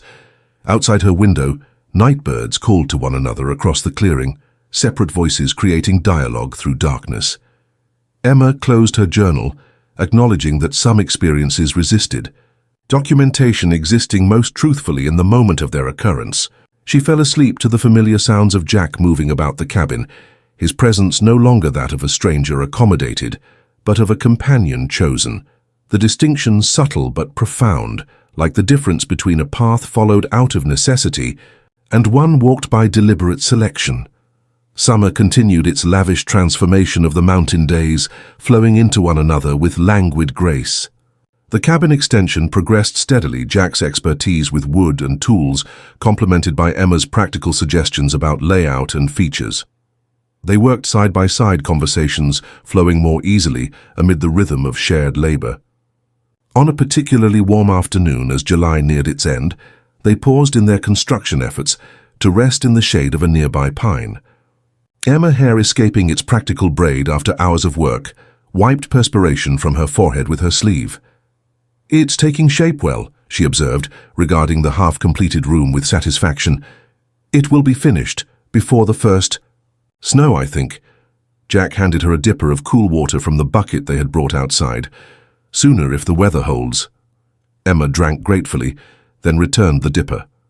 "One bed or two?" she asked, the question emerging with unexpected directness. Jack's gaze, meeting hers over the rim of the dipper, contained no pretense of misunderstanding. "Your choice," he said simply. "I'll respect whatever you decide." The statement, offering agency without pressure, recognizing her right to determine the nature of their relationship, exemplified the respect that had gradually transformed their arranged marriage into something chosen. Emma considered her response carefully, wanting her words to reflect the clarity of her feelings. "One bed," she said finally. "But in our own time, not because it's expected." Jack nodded once acceptance and agreement combined in the gesture. They returned to their work without further discussion, yet something had been settled between them. A path selected, a future envisioned, neither hurried nor delayed, but allowed to unfold at its natural pace. That evening, as they sat before the fire, Jack finished a carving he had been working on for several days. A pair of birds perched side by side on a branch, their wooden forms capturing an attitude of comfortable proximity. Without ceremony, he placed it on the shelf where his other creations were displayed, a tangible representation of their evolving story. Emma, observing from her chair, felt a surge of emotion too complex for simple naming. Not merely happiness, though that was part of it, nor just contentment, though that too was present. Something fuller and more textured, the recognition that what had begun as misfortune had transformed through patience and mutual respect into unexpected blessing. Outside, July's darkness vibrated with summer sounds, crickets' pulsing rhythm, the occasional hoot of a hunting owl, distant coyotes conversing across ridgelines. Inside, a different kind of harmony established itself, two lives adjusting to shared tempo, neither diminished by accommodation, but rather enhanced by it, like separate melodies, discovering their capacity for counterpoint. September arrived with subtle transformation. Mornings crisp enough to frost the meadow grass, afternoons still warm with summer's lingering breath. The extended room now stood complete, its roof sealed against coming winter, its walls filled with Jack's careful chinking. Inside a bed frame awaited only the mattress Emma was steadily filling with dried grasses and soft pine needles. Their partnership had evolved with the passing months, each finding strength in the other's presence rather than constraint. Jack spoke more frequently, his observations often surprising Emma with their insight. She ventured further across the mountain, returning with plants for her garden and stories of what she had witnessed. Their silences remained comfortable, but were increasingly interspersed with genuine conversation questions that probed beyond surface practicalities. One evening, as they sat before the fire, Emma mending a shirt while Jack worked on a new carving, he asked unexpectedly, "Are you happy here?" The question, direct and unadorned, reflected his growing willingness to speak his thoughts rather than hold them in solitary contemplation. Emma set aside her needle, giving his inquiry the consideration it deserved. "Yes," she said finally. "Not in the giddy way young girls imagine happiness, but in a deeper sense. I feel authentic here, free, to be myself without constantly measuring against others' expectations." Jack nodded, understanding evident in his expression. "And is that enough to be free but isolated from most people?" Emma recognized the question's importance, Jack testing not her contentment with him specifically, but with the life his home offered, so different from Venasque's constant society. "It would be dishonest to claim I never miss certain aspects of village life," she acknowledged. "Conversations with different people, music, occasionally the small pleasures of gatherings." She met his gaze directly. "But what I've gained far outweighs what I've left behind." Something eased in Jack's posture, a tension he had carried, perhaps, without conscious awareness. "The mountain isn't for everyone," he said quietly. "It asks much, offers little in the way most people value." "Perhaps," Emma replied. "But what it offers is genuine. I'd rather have honest solitude than false community." The statement hung between them both, recognizing its significance, not merely acceptance of their circumstances, but deliberate choice, the distinction crucial to their shared future. October painted the aspen groves in brilliant gold, their leaves trembling in autumn breezes like coins catching sunlight. The garden yielded its final harvests, root vegetables sturdy enough to store through winter, herbs dried and hanging from kitchen rafters, preserves sealed in jars Jack had traded furs for during their infrequent visits to Venasque. They worked together, preparing for winter's return, the routine now familiar rather than daunting. Emma no longer feared the coming isolation as she had during her first months on the mountain. Experience had taught her that the cabin's warmth and Jack's steadfast presence would balance the season's austerity. One crisp afternoon, as they stacked firewood against the cabin's northern wall, a figure appeared at the clearing's edge, a young woman Emma vaguely recognized from Venasque, perhaps 17 or 18 years old. She approached hesitantly, clutching a letter in gloved hands. "Mrs. Stewart," she called, using Emma's married name with careful formality. Emma straightened, brushing wood chips from her apron. "Yes." The girl advanced, extending the letter. "I'm Sarah Collins, Reverend Collins' daughter. I've brought news about your father." Emma accepted the envelope, apprehension tightening her chest. Jack moved to stand beside her, his presence supportive without intrusion. "He's taken ill," Sarah explained before Emma could open the letter. "Nothing dire yet, but he's asking for you." "Thank you for bringing this so far," Emma said, composure maintained despite her concern. "Would you like to rest before returning? Have something to eat or drink?" Sarah glanced toward the cabin with undisguised curiosity, clearly eager to glimpse the interior of the mountain dwelling that had generated so much speculation in Venasque. "Yes, thank you. It was quite a walk." Inside, the girl's eyes widened at the cabin's unexpected comforts, the braided rugs Emma had crafted, the carefully arranged shelves holding books, and Jack's carvings, the general air of orderliness and purpose. Whatever primitive conditions she had expected, reality clearly contradicted them. While Jack prepared tea, Emma opened her father's letter, written in a hand less steady than she remembered. "My dear Emma, I find myself unwell. Nothing fatal. The doctor assures me but sufficient to make me recognize times passing, more acutely than before. The store struggles without your capable assistance. I wonder if you might consider visiting, perhaps helping temporarily while I recover my strength. I understand if circumstances prevent this. Your life has taken a different direction than either of us anticipated, but a father's selfish heart hopes nonetheless. With affection, Thomas Wilson." Emma folded the letter carefully, emotions conflicted.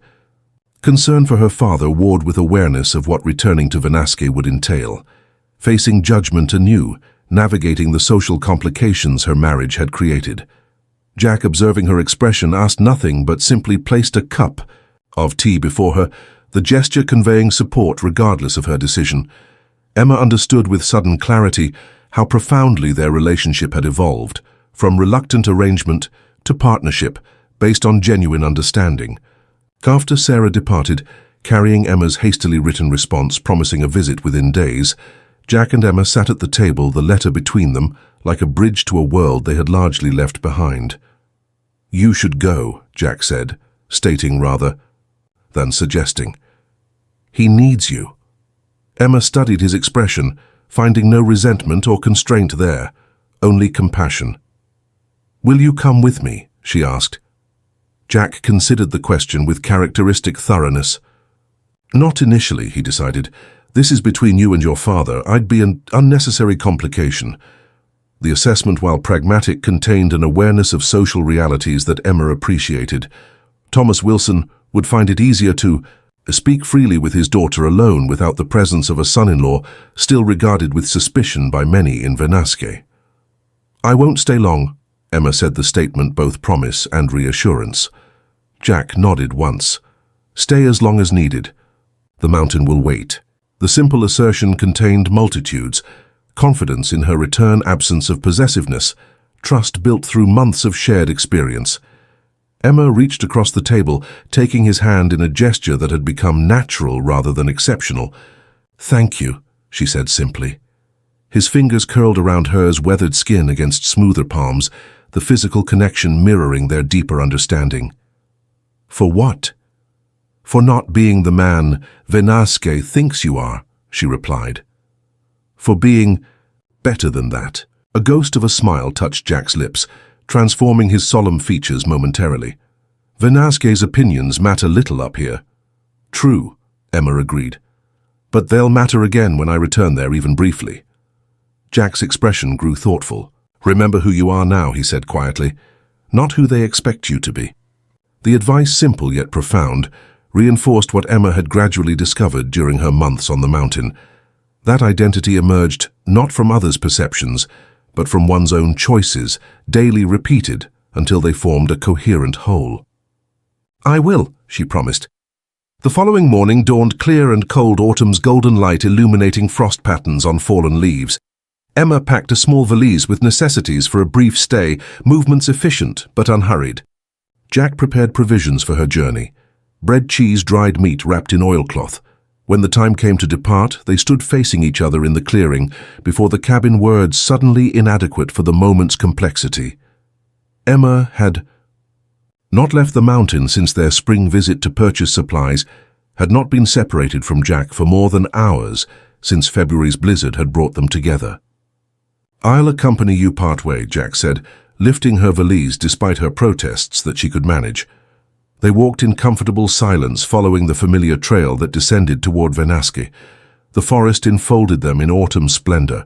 Maples, flaming red among dark evergreens, berries bright against understory shrubs, squirrels chattering as they gathered winter stores. At the point where forest gave way to more open terrain, where the village became visible in the valley below, Jack stopped. He set down Emma's valise and turned to face her expression, containing something she hadn't seen before.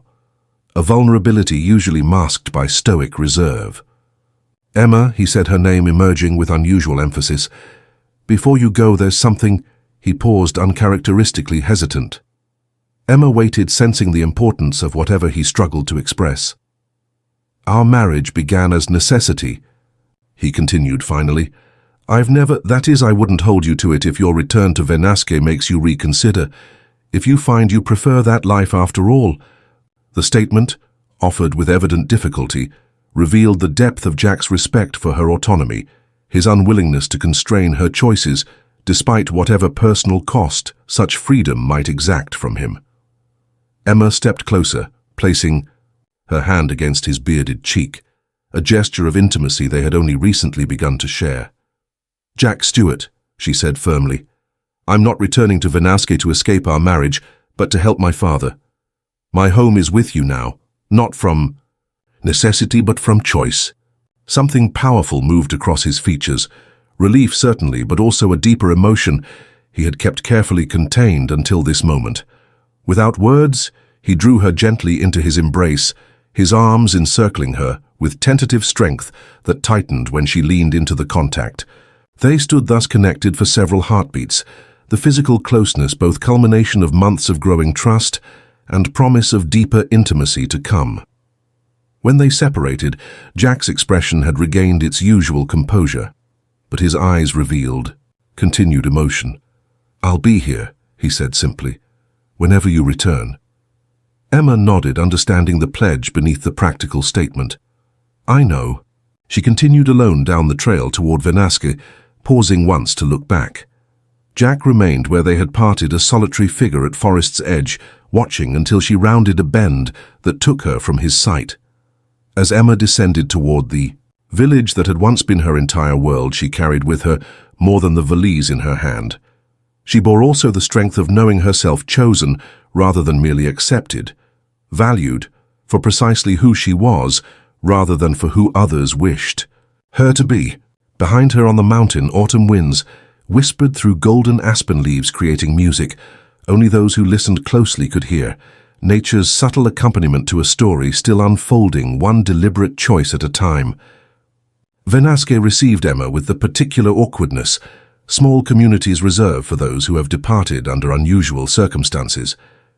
People nodded greetings on the street, but rarely stopped to converse. Gazes followed her progress from storefront to storefront. Curiosity mingled with residual judgment. Thomas Wilson's condition, while concerning, proved less dire than Emma had feared. Age and overwork had combined to weaken him temporarily, but rest and proper care would likely restore most of his vigor. He welcomed his daughter with evident relief, the store's disorganized state, suggesting his struggle to maintain it alone. "You look well," he observed on her first evening, studying her across the familiar kitchen table. "The mountain agrees with you." Emma recognized the statement as both observation and question. "It does," she confirmed. "Jack and I have built a good life there." Thomas nodded acceptance rather than mere acknowledgement. "I worried," he admitted. "After the wedding, when you left, I feared I'd condemned you to hardship and unhappiness. The beginning wasn't easy," Emma acknowledged honestly. "But what began as necessity has become choice. Jack is a good man, better than Venaske ever understood. Her father's expression softened with evident relief. I'm glad. A father carries such things heavily. Emma reached across the table, taking his weathered hand in hers, a gesture she would have hesitated to initiate months before. You did what you thought necessary, father, as did I, as did Jack. What matters is what we've built from those beginnings. Thomas squeezed her, fingers gently before releasing them, emotion making speech temporarily difficult. When he regained composure, he changed the subject to practical matters, the store's inventory accounts requiring attention details of daily operation that had suffered during his illness. Emma slipped easily back into familiar routines, though. She viewed them now through different eyes. What had once seemed the entirety of her world now registered as merely one way of living among many possibilities. She performed necessary tasks efficiently, but without the desperate need for approval that had once driven her actions. On her third day in Venaske, the bell above the store door announced a visitor Emma had been both expecting and dreading: Margaret, Peterson's self-appointed guardian of the village's moral standards. Emma Wilson, Mrs. Peterson exclaimed deliberately, using her maiden name despite common knowledge of her marital status. How surprising to see you managing the store again.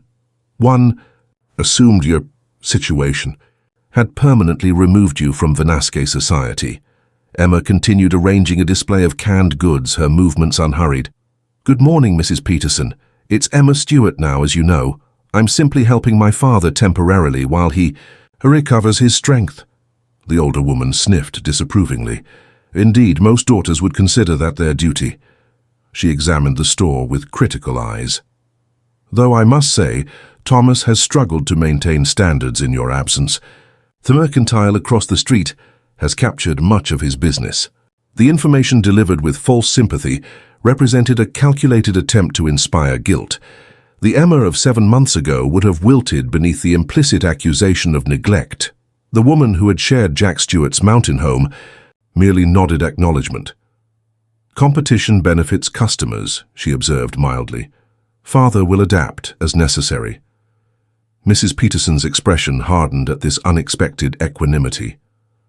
I saw Daniel Brooks at church Sunday, she continued, changing tactics. He inquired after you most particularly. Such a fine young man, prosperous, respected. What a shame that circumstances prevented a more suitable match. Emma met the older woman's gaze directly, neither defensive nor confrontational, but simply present in her own certainty. There is nothing unsuitable about my marriage, Mrs. Peterson. Jack Stewart is an honorable man who has treated me with unfailing respect. Well? The syllable contained volumes of skepticism. One makes the best of unfortunate situations, I suppose. Still, should you find mountain life untenable, I'm certain Daniel would be receptive to renewing his attentions. The suggestion, improper by any standard, revealed the depth of Venasque's misunderstanding of Emma's marriage. That Mrs.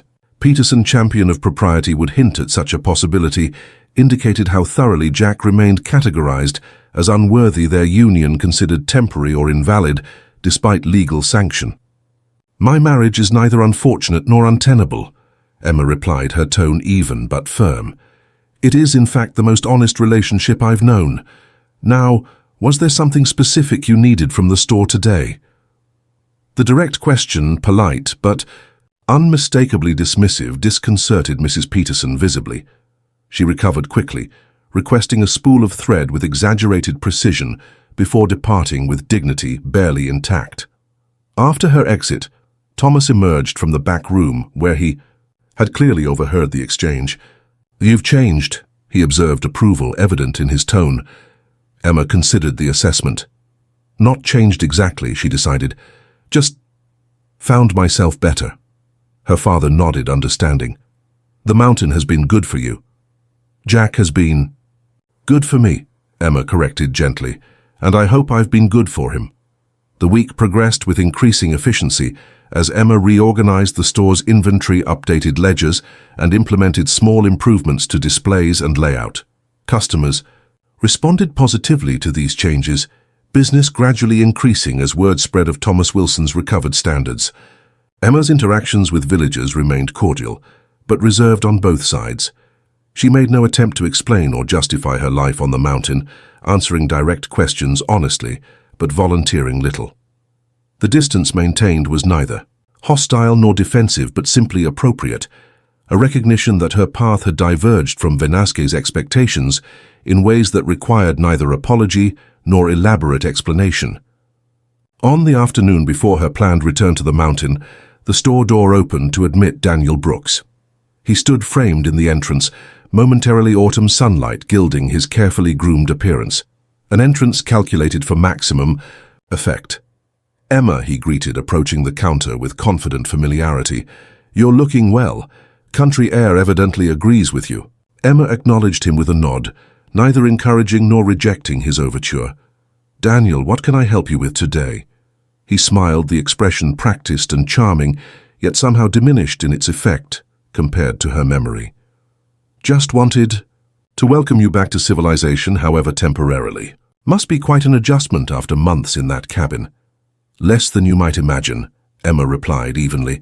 "I found the mountain offers its own kind of civilization." Daniel leaned against the counter, his posture suggesting a private conversation, despite the store's public setting. "Emma, let's speak plainly. You and I both know your marriage was arranged under duress, a solution to an unfortunate situation rather than a freely chosen commitment." Emma regarded him steadily, noting how different this man appeared to her now, his charm transparent rather than compelling, his confidence revealing itself as merely entitlement in finer clothing. "You're mistaken, Daniel," she said quietly. "What began as necessity has become choice. I return to the mountain tomorrow, not from obligation, but from preference." Disbelief flickered across his features, followed by something less pleasant, wounded pride perhaps, or thwarted expectation. "Surely you can't prefer isolation with a man who barely speaks to the possibilities Venasque offers someone of your refinement." The question revealed how little Daniel understood, not just about her marriage to Jack, but about her fundamental nature. He saw only what had been visible in Venasque, the shopkeeper's dutiful daughter constrained by convention, desperate for approval.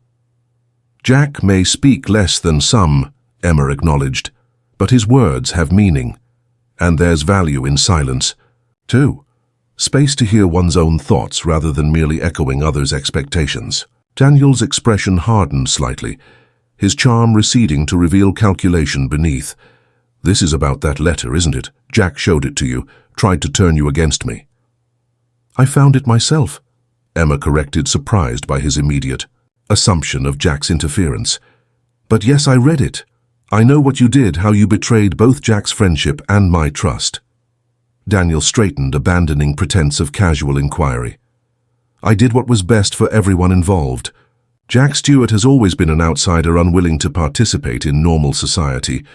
You deserved better prospects than he could provide." "And you appointed yourself the judge of what I deserved?" Emma asked, more curious than angry. "Without consulting me about my own preferences." "You were barely 20, Daniel countered dismissively. "Inexperienced, sheltered. I made a strategic decision. A decision that included promising to return for me, then disappearing without explanation for 6 years," Emma observed. "How strategic?" Daniel had the grace to appear momentarily discomfited. "Business matters in San Francisco proved more complicated than anticipated. By the time I resolved them, circumstances had changed." "Yes," Emma agreed calmly. "They had." Their conversation paused as customers entered the store, a young mother with 2 small children in tow seeking penny, candy and flour. Emma attended to their needs with professional courtesy, aware of Daniel watching her interactions with calculated assessment. When they were alone again, he resumed with renewed intensity. "Emma, listen to reason. Whatever arrangement you've made, with Jack, whatever compromises you've accepted, they're unnecessary now. I've returned, established myself successfully. I could provide everything you once wanted. A proper home in town, social standing, comfort." The offer, delivered with evident conviction of its irresistibility, struck Emma as simultaneously presumptuous and oddly poignant. Daniel truly believed he was rescuing her from inferior circumstances rather than attempting to reclaim something he had carelessly discarded. "Thank you for your concern," she said, with genuine rather than sarcastic politeness. "But I'm not in need of rescue. My life with Jack is neither compromise nor sacrifice, but deliberate choice." Daniel regarded her with frustrated incomprehension. "You can't possibly prefer a crude cabin in the wilderness to a proper house in town, isolation to society, a man who carves wood to one who builds businesses." Emma considered his questions, recognizing their importance despite their flawed assumptions. "What I prefer," she said finally, "is authenticity to pretense, partnership to possession, a man who respects who I am to one who wishes to improve me according to his specifications." The distinction fundamental to her happiness, yet apparently incomprehensible to Daniel, hung between them like a language barrier neither could cross. He shook his head, genuine puzzlement mingling with wounded pride. "You've changed," he said accusingly. Emma smiled, recognizing the echo of her father's earlier observation, but with profoundly different connotation. "Not changed," she corrected gently. "Just stopped pretending to be less than I am to make others comfortable." Daniel departed shortly thereafter, his farewell clipped and formal, a businessman concluding an unsuccessful negotiation. Emma watched him go without regret, understanding that what she had once interpreted as love had been merely assessment of potential acquisition. That evening, as she packed her valise for tomorrow's return journey, Emma found herself eager to leave Vanaski behind, not with bitterness or resentment, but with the clarity of someone who has outgrown a once comfortable garment. The village remained as it had always been. She was the one who no longer fit its narrow measurements.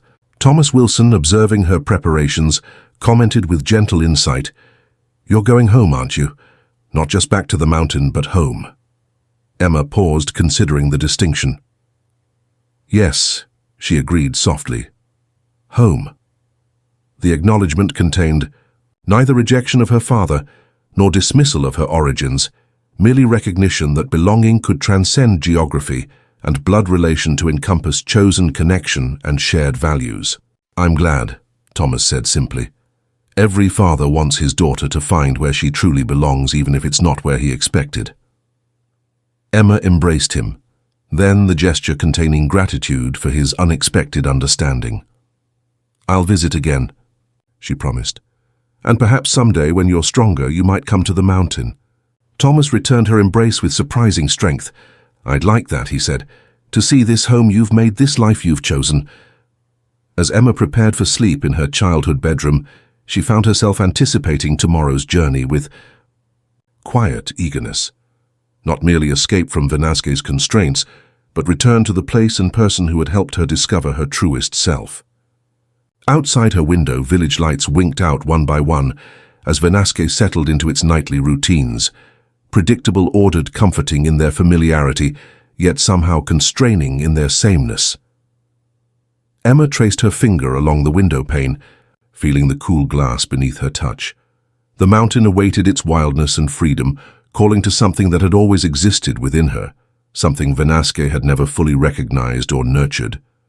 In the quiet darkness of her childhood bedroom, Emma finally understood that the storm that had nearly claimed her life had instead delivered her to it, not through Jack's rescue alone, but through the subsequent journey they had traveled together, from strangers bound by circumstance to partners joined by choice. Sleep came easier than expected, carrying her toward morning and the path that would lead her home. Dawn broke clear and cool as Emma bid farewell to her father. Thomas Wilson stood in the doorway of the general store, his frame appearing simultaneously. Stronger than during her arrival, yet somehow diminished.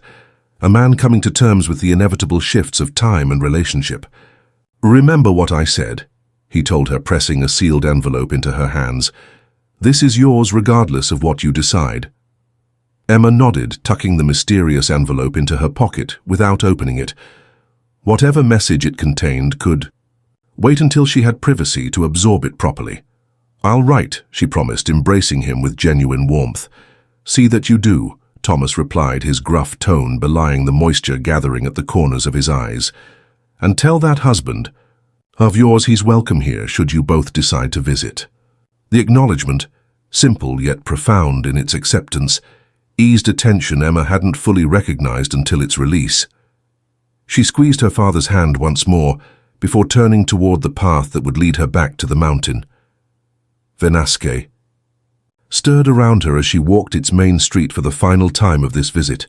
Shopkeepers sweeping boardwalks, delivery wagons rumbling along rutted roads, children hurrying toward the schoolhouse. Normal life continuing in its predictable patterns, unaltered by her brief return, just as it had proceeded without pause during her months away. At the village outskirts, where cultivated land gave way to wilder terrain, Emma paused to look back. The church steeple rose above surrounding buildings, the general store barely visible at the far end of the main street. From this distance, Venasque appeared picturesque, its flaws and judgments softened by perspective. Not looking back with regret, I hope. The voice startled Emma from her contemplation.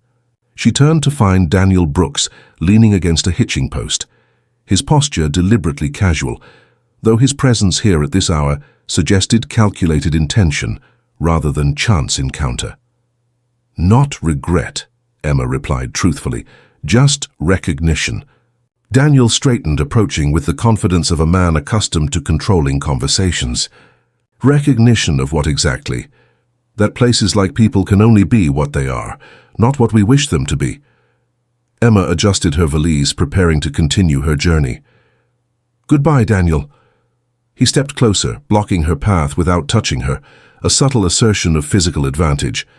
This is absurd, Emma. You're making a mistake that will haunt you for years to come. That cabin, that life, it's beneath what you deserve, what you were meant for. The words, delivered with evident sincerity, struck Emma as simultaneously presumptuous and sad, revealing a man unable to comprehend choices not driven by social advancement or material gain. You speak of what I deserve without ever asking what I desire, she observed quietly. That's always been the difference between you and Jack. Daniel's expression hardened. Jack Stewart is a recluse, an oddity, a man who turned his back on normal society because he couldn't succeed within it. Is that really the future you want? Isolation, primitive conditions, whispers, whenever you do appear in town. Emma studied him. This man she had once thought she loved, who had dominated her thoughts for years after his unexplained abandonment. Now he seemed smaller somehow, his handsomeness superficial, his charm a practiced technique rather than authentic warmth. What I want, she said with calm certainty, is a life of truth rather than appearance, respect rather than possession, partnership rather than domination. She stepped around him, reclaiming her path. Goodbye, Daniel. I wish you well truly. His hand shot out, grasping her wrist with unexpected force. Emma, listen to reason. I'm offering you everything. Release her. The voice, Jack's voice, came. From behind them, its usual quietness replaced by controlled power. Emma turned to see him standing several yards away, his tall figure silhouetted against the morning sky. Daniel's grip loosened in surprise, but didn't fully release. This is a private conversation, Stuart, between old friends. It doesn't appear friendly, Jack observed, advancing with measured steps. And Emma seems ready to depart. Something in his manner, not threatening but implacably determined, caused Daniel to drop Emma's wrist as if suddenly recognizing the impropriety of his action. He stepped back, adjusting his coat with forced casualness. I was merely expressing concern for Emma's welfare. He said, the words directed at Jack, but performative in their volume, clearly intended for any potential observers. Given the unusual circumstances of your arrangement. Jack stopped beside Emma, his presence solid and reassuring without being possessive. He didn't touch her, didn't attempt to position himself between her and Daniel, simply stood as her equal, respecting her ability to handle the situation while ensuring she wasn't alone in it. Our marriage isn't an arrangement, Jack said quietly. Not anymore. The simple statement, delivered without defensiveness or aggression, seemed to affect Daniel more profoundly than any elaborate argument could have.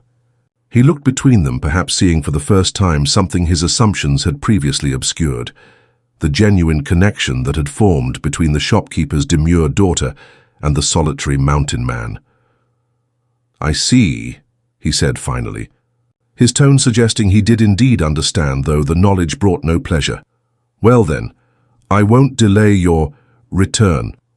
He turned away, posture stiff with wounded pride, then paused to add, when winter comes again and that cabin grows cold. Remember, there were other choices, Emma. They watched him walk back toward Venasque, his figure gradually diminishing with distance, like a sentence losing its power, word by word. I didn't expect you, Emma said, when Daniel had vanished from view. How did you know I'd be leaving today? Jack's expression softened as his gaze shifted from Daniel's retreating form to Emma's face.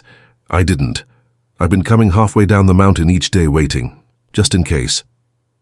The admission, simple, unembellished, without expectation of recognition or gratitude, affected Emma more deeply than any grand romantic gesture could have. Here was devotion, expressed not through dramatic declarations, but through quiet, consistent action, Jack's truest language. I was on my way home, she said, the word deliberate and significant. Something flickered in Jack's eyes, acknowledgement, perhaps relief, certainly understanding. He nodded once, then reached for her valise. May I? Emma surrendered the bag willingly, their fingers brushing in the exchange. My father sent a message for you, she told him, as they began walking side by side back toward the mountain. You're welcome at the store, should we visit again. Jack absorbed this information with characteristic thoughtfulness. That's unexpected. He's changed, Emma explained, or perhaps he's simply seen what I've become with you and approved. They walked in comfortable silence as the path gradually steepened, leaving Venasque and its complexities behind. Sidufao. Forest embraced them with familiar sense, pine earth, the indefinable freshness of altitude. Emma breathed deeply, feeling tension she hadn't fully recognized gradually releasing with each step toward the mountain's higher reaches. How was it? Jack asked eventually. Being back? Emma considered the question, appreciating that he sought her genuine experience rather than reassurance. Strange, she admitted, like returning to a book I once knew by heart only to find I've outgrown the story. Jack nodded, understanding. And your father's health? Improving. The illness was partly exhaustion, partly perhaps loneliness. Emma glanced at him. I've invited him to visit when he's stronger. I hope that's acceptable. Of course, Jack said without hesitation. He's your family. The simple acknowledgement contained no jealousy or territorial concern, merely recognition of important connections beyond their relationship. Emma found herself appreciating anew this quality in Jack, his security in himself, that required no constant reassurance or exclusive attention. They paused at a familiar clearing to rest the same spot where they had parted a week earlier. Emma reached into her pocket, withdrawing the envelope her father had pressed into her hands at their farewell. He gave me this, she explained. Said it was mine, regardless of what I decided. Jack sat beside her on a fallen log present, but not intrusive as she broke the seal. Inside she found a deed and a letter. The deed transferred ownership of a small parcel of land on Venasque's outskirts, land that had belonged to her mother's family, Emma vaguely recalled. The letter, written in her father's careful hand, explained, My dearest Emma, this land has always been yours by right, though I never found the proper moment to transfer it formally. Your mother wished you to have fate when you came of age, but after her passing, I selfishly kept you close, postponing what should have been yours. Use it as you see fit. Sell it, build upon it, ignore it entirely. The choice, like your life, belongs to you now. Know only that whatever path you walk, you do so with my blessing and belief in your judgment. With love and respect, your father. Emma refolded the letter carefully, emotions too complex for immediate sorting, settling within her like sediment after a storm. Jack waited silently, neither demanding explanation nor ignoring her evident emotion. He gave me land, she said finally, a piece of Venasque that's legally mine to use however I wish. Jack nodded, acknowledging the information without immediately offering solutions or suggestions, allowing her space to determine her own response to this unexpected inheritance. What will you do with it? He asked after a respectful pause. Emma returned the deed and letter to their envelope, tucking it securely in her pocket. I don't know yet, she admitted. It represents possibilities, I suppose. Options. Options are valuable, Jack observed his tone neutral but not dismissive. Emma studied his expression, finding no apprehension there, despite the potential implications of her ownership of land in Venasque. "Jack," she said carefully, "this doesn't change my choice. The mountain is my home now. With you." Something eased in his posture, not dramatic enough to be called relief, but perhaps a settling of uncertainty. "Choices should always remain choices," he said quietly, "not obligations." In that moment, Emma recognized anew the fundamental difference between Jack and Daniel, between Jack and most men she had known in Venasque. Where they saw possession, he saw partnership. Where they sought control, he offered freedom within connection. Impulsively, she reached for his hand, interlacing her fingers with his. "Let's go home," she said simply. They resumed their journey, the path growing steeper and more familiar with each step. By late afternoon, the cabin came into view, its sturdy walls and smoke-breathing chimney no longer representing exile but sanctuary. Emma paused at the clearing's edge, taking in the scene with fresh appreciation. The garden she had planted now verdant with autumn crops, the new room's window catching golden light, the sense of purpose and care evident in every aspect of their shared dwelling.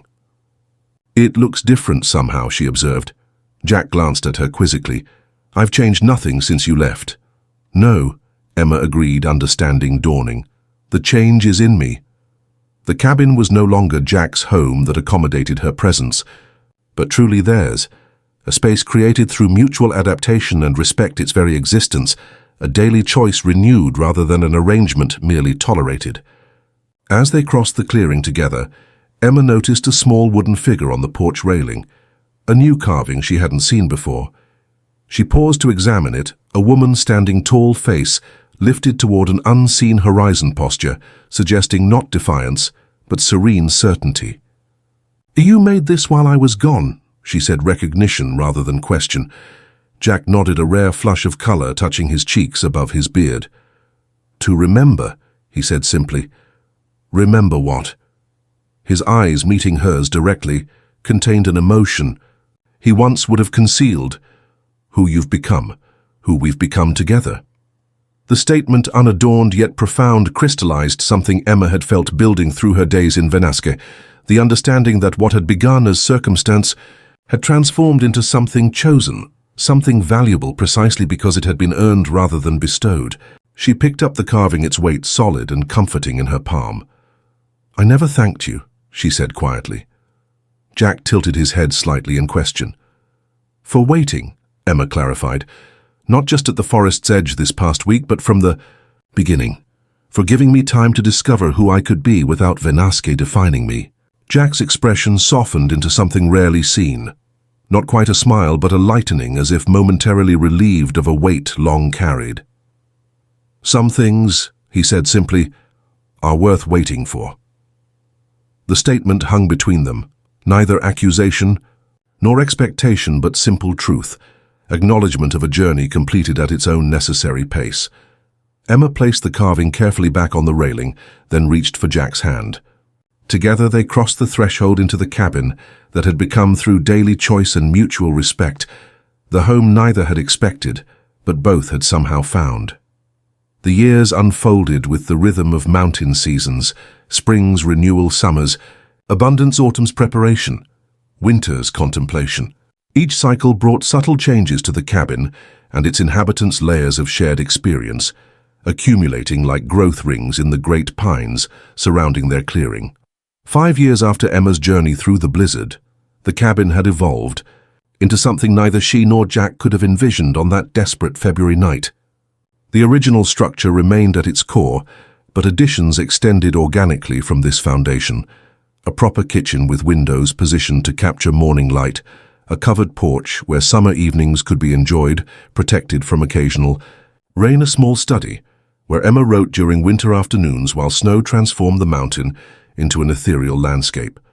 The garden, once a few tentative plantings against the cabin's southern wall, now flourished in careful arrangements of vegetables, herbs, and flowers.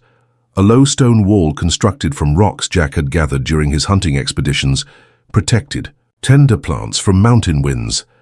Apple seedlings, painstakingly nurtured from cores, promised future harvests as they gained height each season.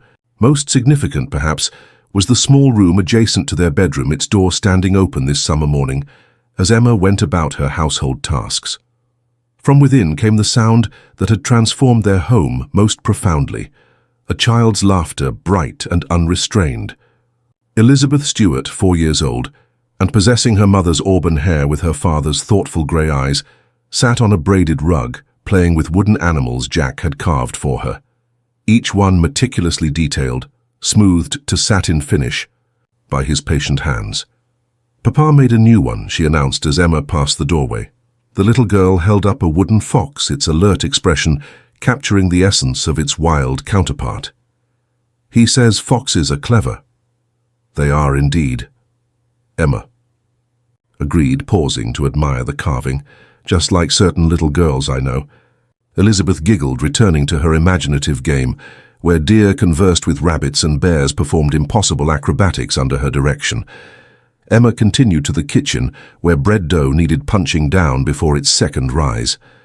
Through the window, she could see Jack in the clearing splitting wood with the rhythmic efficiency that characterized all his movements. Though his beard now contained strands of silver and fine lines had formed at the corners of his eyes, his strength remained undiminished, his frame as solid and dependable as the mountain itself.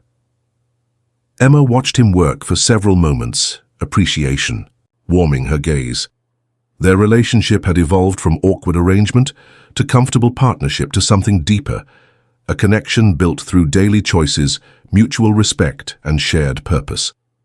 What had begun as necessity had transformed into the most profound blessing of her life.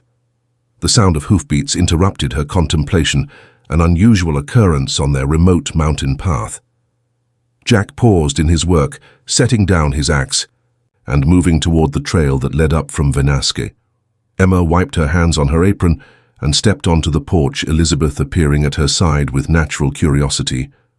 A rider emerged from the forest edge, Sarah Collins, now a young woman of 23, her face flushed with exertion from the steep climb. She dismounted gracefully, leading her horse toward the cabin. "Mrs. Stewart," she called using the formal address despite having become a frequent visitor over the past few years. "I've brought your correspondence and some news from town." Emma welcomed her with genuine warmth. "Come inside, Sarah. You must be thirsty after that ride." Jack nodded, greeting to the young woman returning to his woodpile after ensuring she needed no assistance with her horse. His initial wariness of visitors had gradually softened over the years, particularly with those like Sarah, who treated their mountain home with respect rather than curiosity or judgment. Inside, Emma poured cool cider for their guest, while Elizabeth shyly showed her latest treasure, a pine cone of unusual size found during yesterday's nature walk with her father. Sarah admired it appropriately, before retrieving several letters from her saddlebag. "These came for you at the post office," she explained, handing them to Emma, "and Father asked me to deliver this personally." She extended a small envelope bearing the Reverend Collins' careful handwriting. Emma examined the assortment, a letter from her father, whose health had stabilized enough for him to maintain the store with assistance correspondence, from a woman in Sacramento who had read Emma's essays published in a ladies' journal and the Reverend's mysterious note. "Thank you," she said, setting them aside to read later. "How are things in Venasque?" Sarah's expression brightened with evident anticipation. "That's part of my news. I'm to be married next month to Michael Harrington. He's taken over the blacksmith shop from old Mr. Tanner." "Congratulations," Emma said warmly, genuinely pleased for the young woman who had gradually become something between friend and younger sister over her frequent visits. "He seems a fine young man." Sarah nodded enthusiastically, then hesitated, her manner shifting to something more tentative. "Actually, that's partly why I came today beyond delivering your letters. I wanted to ask, that is, I hoped." Emma waited patiently, allowing the younger woman to find her words. "Would you help me prepare?" Sarah finally managed. "Not just with practical matters, though heaven knows I could use guidance there, but with understanding about marriage itself." Her cheeks colored slightly. "You see, everyone in Venasque talks about how difficult marriage can be, how women must endure certain aspects and surrender their independence. But when I visit here, I see something different between you and Mr. Stewart." The request, unexpected yet touching in its sincerity, caught Emma momentarily wordless. How strange that she, once pitied in Vanasque for her unfortunate circumstances, should now be sought for marital wisdom. "I'd be honored," she said finally, "though I'm not certain my experience offers universal lessons." Sarah leaned forward eagerly. "But that's exactly it. Your marriage wasn't arranged by families or based on financial considerations. It began unusually, yes, but it's grown into something real. True, everyone can see it when you come to town together, or when Mr. Stewart speaks of you when trading at the Mercantile." Emma's curiosity piqued at this last observation. Jack rarely mentioned his interactions in Vanasque during his occasional trading visits. "What does he say?" Sarah smiled. "Nothing elaborate or poetic, that wouldn't be his way. But when someone asks after you or Elizabeth, there's something in his voice, his expression, a kind of quiet pride mixed with—" She paused, searching for the right word. Gratitude, perhaps, as if he recognizes daily what others might take for granted. The description, accurate in its simplicity, touched Emma deeply. Jack had never been one for flowery declarations, but his actions, consistent, thoughtful, respectful, spoke a love language she had learned to read fluently.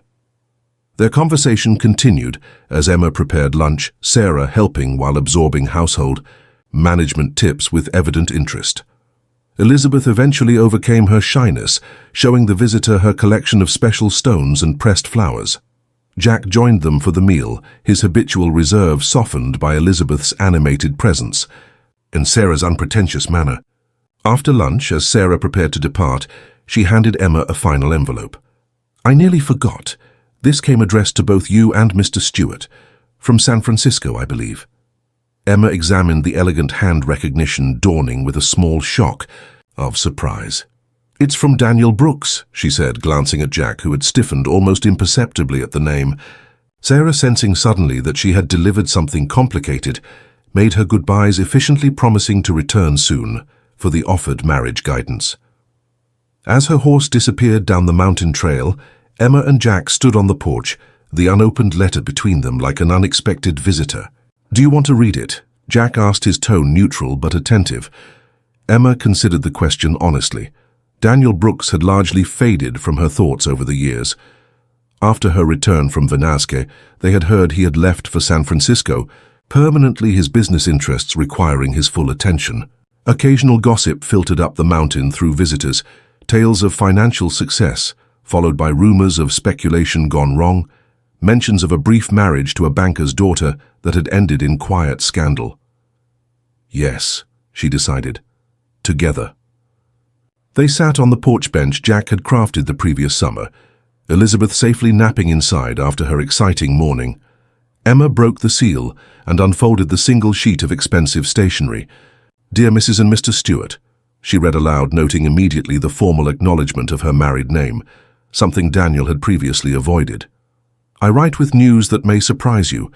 I have sold my remaining interests in Vanasque and will shortly depart for Europe, where business prospects appear favorable. Before leaving American shores, however, I find myself compelled to address unfinished matters. The years bring perspective often lacking in youth, and I now recognize that my actions toward you both reflected poorly on my character. To Jack, I betrayed a friendship for selfish purposes, then compounded that betrayal with deliberate deception. The letter I wrote was unconscionable in its calculated cruelty. To Emma, I offered what I thought valuable while dismissing what you truly valued. I mistook compliance for affection and silence for agreement. I make no request for forgiveness, as some actions lie beyond such remedy. I simply wish to acknowledge before departing that the life you have built together stands as testament to qualities I once failed to recognize in either of you. May the mountain continue to provide what Vanasque could not. Respectfully, Daniel Brooks. Emma refolded the letter carefully, emotions too complex for immediate sorting settling within her. Beside her, Jack remained silent, his expression thoughtful, rather than triumphant or angry. An unexpected acknowledgement, she observed finally. Jack nodded. People can surprise us. Do you think he's sincere? Emma asked, genuinely curious about Jack's perception. He considered the question with characteristic thoroughness. Partially, perhaps, age often brings recognition, if not always complete understanding. The assessment, neither cynical nor naively accepting, typified Jack's balanced perspective, one of the many qualities Emma had come to value in their years together. The timing seems significant, she noted, writing just before leaving when no response is possible. Safer that way, Jack agreed. Some conversations are easier across oceans. They sat together in comfortable silence, watching afternoon light play across their clearing. Elizabeth would wake soon, demanding stories and attention. Bread needed baking, garden vegetables required harvesting, life would continue in its steady rhythm. It's strange, Emma said eventually. If Daniel hadn't written that first letter, the one you kept, everything might have been different. I might have married him when he returned, never known the storm that brought me here, never discovered. She gestured toward their home, their garden, the life they had built together. Jack's hand found hers, fingers intertwining with familiar comfort. Perhaps, he acknowledged, or perhaps some paths find us regardless of the routes we plan. The observation, philosophical yet grounded, reminded Emma of how profoundly Jack had influenced her thinking over their years together. His perspective, shaped by solitude and careful observation of natural patterns, had taught her to see beyond immediate circumstances, to underlying currents and connections. Like seeds beneath snow, she suggested, waiting for the right conditions to emerge. Jack's expression softened into one of his rare smiles, the kind that transformed his solemn features, completely reaching his eyes and lightening his entire countenance.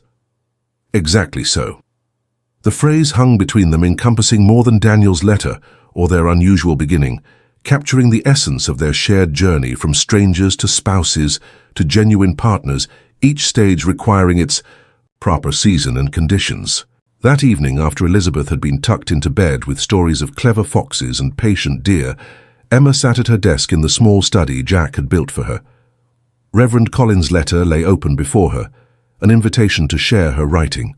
More formally, perhaps even compile her essays and observations into a book that might guide other women seeking paths beyond conventional expectations. The offer was both flattering and daunting.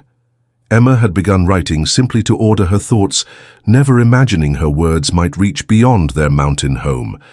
Yet over time, several pieces had found their way to small publications, resonating, particularly with women who sensed alternative possibilities beyond society's narrow prescriptions.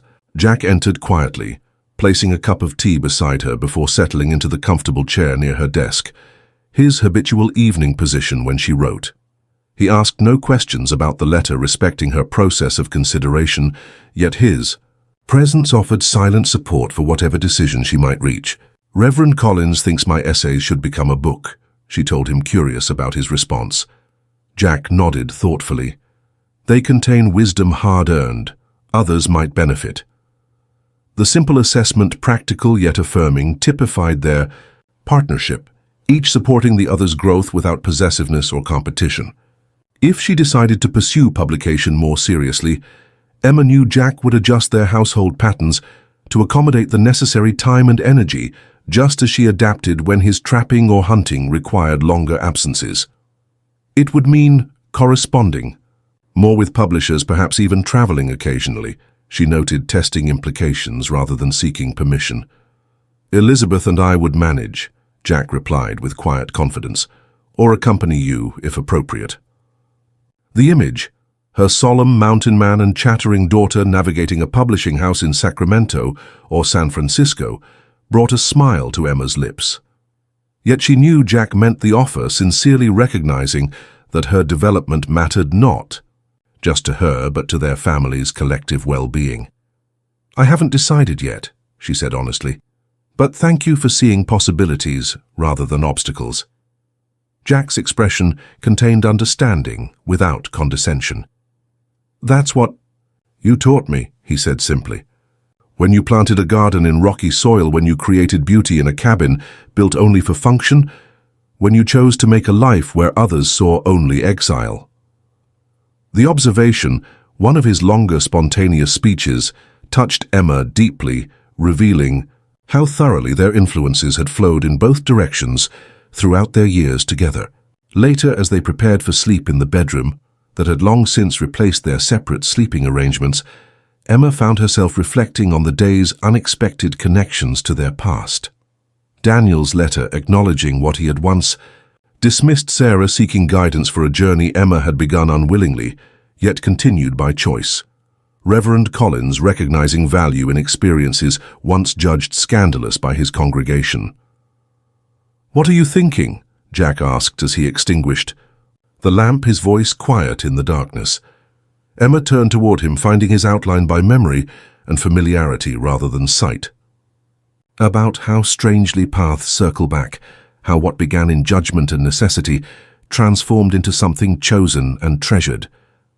Jack's hand found hers beneath the quilt, warm and solid with years of shared understanding behind the simple contact. Like winter yielding to spring, he suggested, the cycle always completing itself yet never quite the same. "Yes," Emma agreed, settling against his familiar contours. "Exactly like that." Outside their window, summer stars wheeled slowly across the mountain sky, their light falling equally on village and wilderness, judging neither yet illuminating both. Within the cabin, a family slept in the home they had created, not from perfect circumstances, but from daily choices to face reality together, to build meaning from whatever materials life provided. 7 years earlier, a desperate woman had stumbled through blinding snow-fleeing judgment, only to find herself trapped in winter's merciless grip. From that moment of extremity had grown something neither she nor her rescuer could have imagined. Not mere survival, but genuine thriving roots reaching deep into shared soil branches, extending toward ever-expanding possibilities. What had begun as the most bitter season had transformed through patience and persistent tending into continual harvest, proving that even beneath the harshest winter seeds of unexpected grace lie waiting, requiring only recognition to flourish.